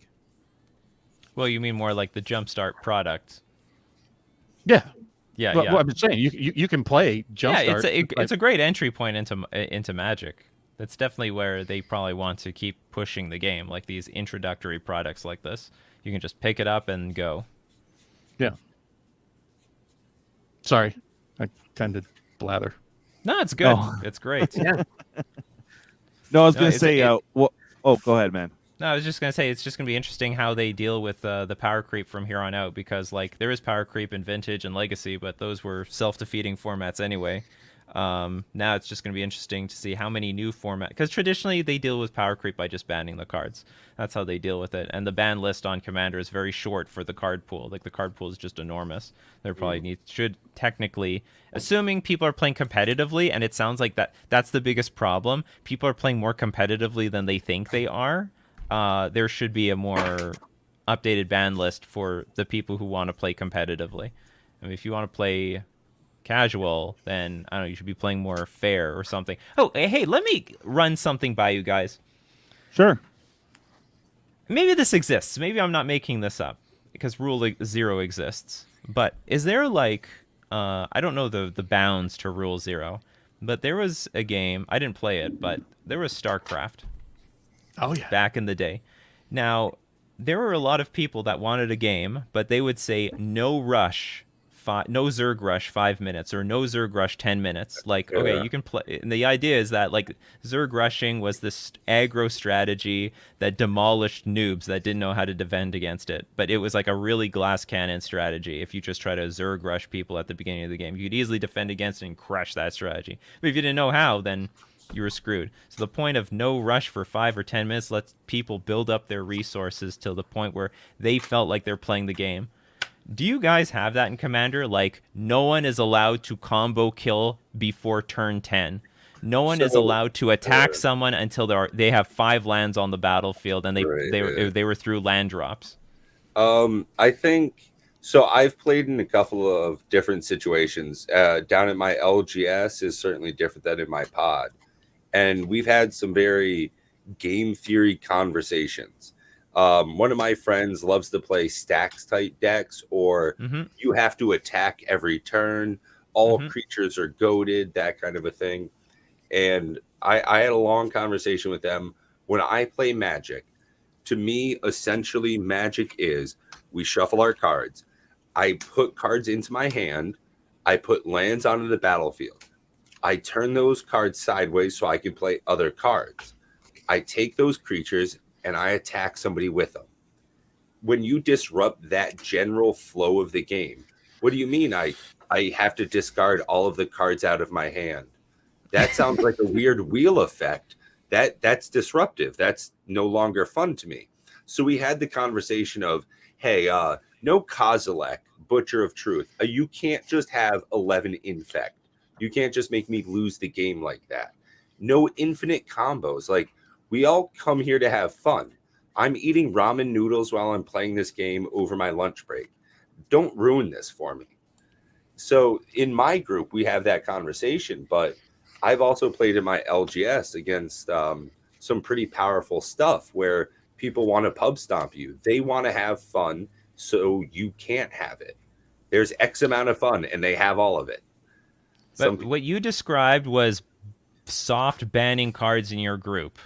Now, what I'm suggesting is I'm trying to curb the behavior of the players. Like, anyone can play whatever the deck they want, but there's a hard rule that you're just, like, if you had a card that says you win the game, then it doesn't, because you're not allowed to win the game until turn 10. So I'm just saying, have Commander players constructed certain rules that curb the behavior of the players? Like, for example, you could make a rule, nothing is countered, or sorry, how can I put it? Well, let's just say in theory. Let's say there's like some counter spell asshole at the in the group. You can't counter anything between turns 1 and 5, if that somehow is a problem. But after that, you can. Like after the turn restriction is done, or whatever restriction you've made before the game has expired, you can do whatever you want. You all understand it's a free for all. This sounds a lot like something I've been designing in my pod. We've been doing a lunch break special. Turn 2, everybody gets a command tower. Turn 3, everyone gets a soul ring. Turn 5 to bury Pokemons. And everybody just gets a game in 30 to 45 minutes. It's done no matter what. And an effect like that, okay, up to turn 4, you cannot counter anything. You can't path to exile my commander. You can't ruin my day by destroying all of my signets and stuff. That would be an interesting, fun way to do it. And that's one of the things is, do you want to come here to have fun or do you just want to win? And that's essentially, you know, the magic part of it, the gathering. Well, and that's why I want to say there should be rules around it, because, like, I understand the mindset of a casual player. Because I've played with some people, their deck did nothing but get them to 100 life, and they have no way of winning the game, but they got to 100 life, and they were happy, and then they lost. But because that's what the deck was meant to do, get to 100 life, and boom, that was basically a self-victory for them. I just want to assemble Caldra. I wish you had. I wish you'd been on our show, Nikachu. We covered that exact thing, talking about most players, most casual players that play Commander don't necessarily care if they win. They just want their deck to do a thing. Yes. So I disagree. Restrict the game to a lot of casual players, they bought the cards for a reason. They just want to play their cards and do their thing, whatever the hell that thing was. And that was my point, that if you have a casual group, then you create these rules so that they at least get to do their thing. And then if someone 2-card combo kills everybody, well, they got to do their thing. Who cares? If somehow 10 turn, they could make a rule, no 2-card combos for victory till turn 10. And if like no one won by turn 10 and then they lose to the combo kill, well, you knew it was coming because that was the rule. So I guess in answer to your question, two basic thoughts. Number one, Rule 0 is supposed to cover most of that, but it's too broad. First of all, it's a brush that paints every color and it's super wide. The second answer to that is what I was referring to earlier with different formats, and there's a groundswell movement of it's insufficient as it exists, right? Because you have CEDH and you have EDH. I don't ever hear like there's modern and C modern, or there's standard and C standard. So at any rate, the groundswell movement is evidenced by like a large channel, the largest one I know of, that has a group of Commander players as well, and the league that I was talking about has at least 40 or 50 players in it, right? And they're different formats. Like one is just a constructed, or here's $100 on TCG Player Mid. You can build your deck out of these commanders, and you have $100 for your deck budget. So they're trying to control it in many different ways. There's no definitive answer like what you're talking about in defining specific rules or specific formats, but there's certainly that desire out there to control the beast. Like you said, there's 20 some odd thousand cards eligible for Commander. So you got to do something that everybody can recognize as a format or system of play, however you want to define that. I would just say, I was just curious if anyone, I know Rule 0 can apply to anything, but I was just curious if anyone used Rule 0 in that capacity to help curve the behavior of players. Yeah, well, I mean, and then what they'll do is they'll say it like, you know, you can't play Soul Ring on turn 1, or you can't drop a Soul Ring or a Mana Crypt on turn 1, right? So that you get your turn 2 kill.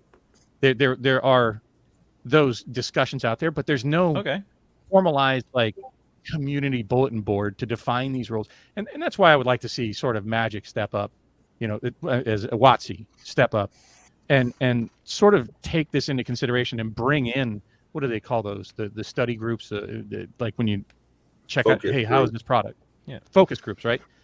You've got enough people out there that would definitely do it. Just say, hey, we'll give you a free starter deck if you come in here and do this focus group and help us define what players like best. I think they have enough money, the $1 billion, to bring focus groups in and do that kind of stuff. I think they do stuff like that already, hence why they make a lot of fun stuff. And they've been so hesitant. Like, I don't think let me ask you, is there a single competitive Commander channel that has gotten a preview card? I mean, when you say competitive, I think that the Command Zone is. CEDH. I don't think they play with power, that kind of stuff. Now, I can't think of it. I mean, you can say Command Zone is air quote competitive because they play against each other and they want to win. But that same smirk I had, you couldn't see it because of the camera. But yeah. I agree. It's not the same thing. They definitely play to a different audience. Yeah. Yeah, Wizards actually, I think, is intentionally not trying to turn Commander into a competitive format because they realize this is exactly what would have happened, and they're in now. Your guys are now in a range where like they gotta start banning cards or something else, and they don't want to really acknowledge because let me tell you, from a modern perspective, it gets super political. People are really hot and heavy about their cards. Like they don't want their really expensive cards getting banned, or but if you acknowledge a competitive format, like that has to happen. Like Hull Breacher, that's a commander only card that got straight up banned, and the only problem it's a is legacy card too. Hull Breacher, yeah, it's the blue merfolk, right? Yeah. That's a well, anything that goes into commander goes to legacy. Okay, well, I mean, it came out in Commander Legends, but they banned it, and you know, the only problem with it is with wheels, right? Yeah. So if you just have the rule zero conversation, you can play Hull Breacher so long as you don't play any wheels, you know, and that's sort of that's what our group really doesn't care. They ignore the ban list altogether. Like we don't care. At any rate, but you're definitely onto it. Like Modern is such a defined format, and it's got some really specific rules around it, whereas Commander is really kind of the 100% opposite, where it's so wide open. Just whatever you got, and it appeals to the casual players. And I think Wizards tried to keep it as casual as long as they could, but it's not anymore. It's just natural power creep. Like they just keep printing better and better cards. And what do? Do you print a powered down, watered down Commander Legends 2 compared to Commander Legends 1?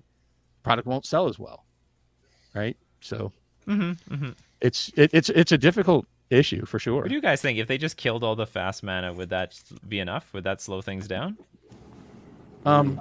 It'll slow it down for sure, but there are many other problems with it. Okay, it's fair enough. I mean, it's vintage, right? It's like the vintage of. It's pay to win if you don't deal with proxies, because that's like a whole separate issue. Yeah, I heard. You know, like they definitely need to reprint dual lands. That's a fun conversation. You know, my pod at work, we each chose each other a commander, and we set a limit of $250 TCG proxy value.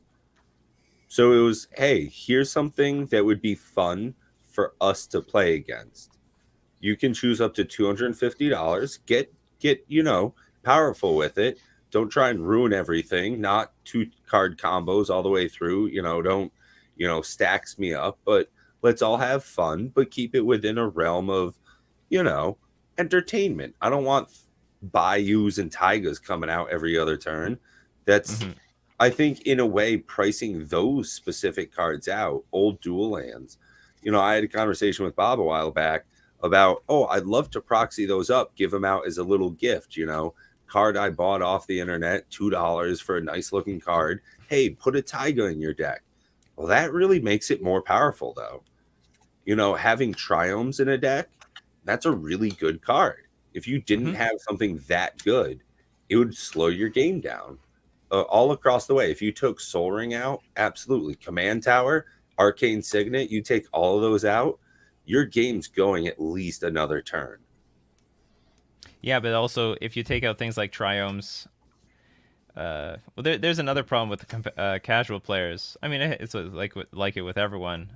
If your mana is not consistent, or if you lose consistency, because that's all the mana does, is then you're not playing Magic, because you'll be mana screwed. Right, you can't send a card sideways. Yeah, when you do that, it breaks your cycle of playing Magic. Yeah. Well, there's so many other things that cause that, though. I mean, there's so many, like you said, stacks. Like if you think fast mana is a problem, just wait till Smoke Stack hits a deck and they can keep it out there, and then everybody's sacking everything every turn, and that one player's playing and everybody else is watching him stand, you know, or stasis decks. You know, there's so many other different issues with it. But to your point, Nikachu, it's definitely coming. Like whether we want it to or not, and whether we predict it here tonight or not, this is definitely something that's in the wind. It's definitely coming. It would be nice if WOTC would embrace that and sort of lead the charge, since they're Papa Hasbro. Yes, they should lead the charge. They've been like turning their head away from this issue for long, and now it's hard to ignore. Anyway, guys, I gotta go. All right, it was wonderful talking to you guys. I really appreciate it. We had a great Very conversation. nice to meet you. Modern players talking to Commander players. Yeah, right. I know it's a little weird. We had Delver Brews on before, and We'll make a commander player out of you yet, Nikachu. Yeah. all I need is a 1v1 commander, and I need wizards to make big events for it, and you got me instantly. I absolutely love the idea of No 1v1 hesitation. commander. Well, thank you so much, Nikachu, for coming on, man. It's been you always have a welcome spot if you want to pop in. Just hit me up, or I send out the link once a week, but I don't know what your schedule is looking like. But we do this every Thursday, so if you want to pop in, let me know, and you're always welcome, man. All right, thanks for inviting me. Yeah. All right, take care, guys. Good night. Take care. It's nice to meet you. Well. All right, everybody. I got to do the same thing. I gotta wrap up here. It was great. Glad that he came on the show. Good guy, man.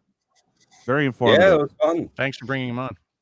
Yeah, for sure. And thanks for coming on yourselves, guys. I'm gonna go ahead and wrap up. Be sure to tune in tomorrow if you are a crazy night owl like me. We're gonna be cracking 4 boxes, 3 of them Kamigawa and 1 Throne of Eldraine. And Jay's in it, Guy's in it on 2 different boxes. So man, Twiddler's in it. Yeah. Should be super fun. All right. Well, thank you so much for joining us. We will catch you next Thursday at 5 p.m. Pacific Standard Time or 8 Eastern. And of course, Sunday's game. If anyone has availability super late night and wants to play some Commander, join the Discord or hit me up in Facebook or email or whatever. We do have a lot of spots open for Sunday's game. So cool. Well, thank you guys. We'll catch you next time. Peace.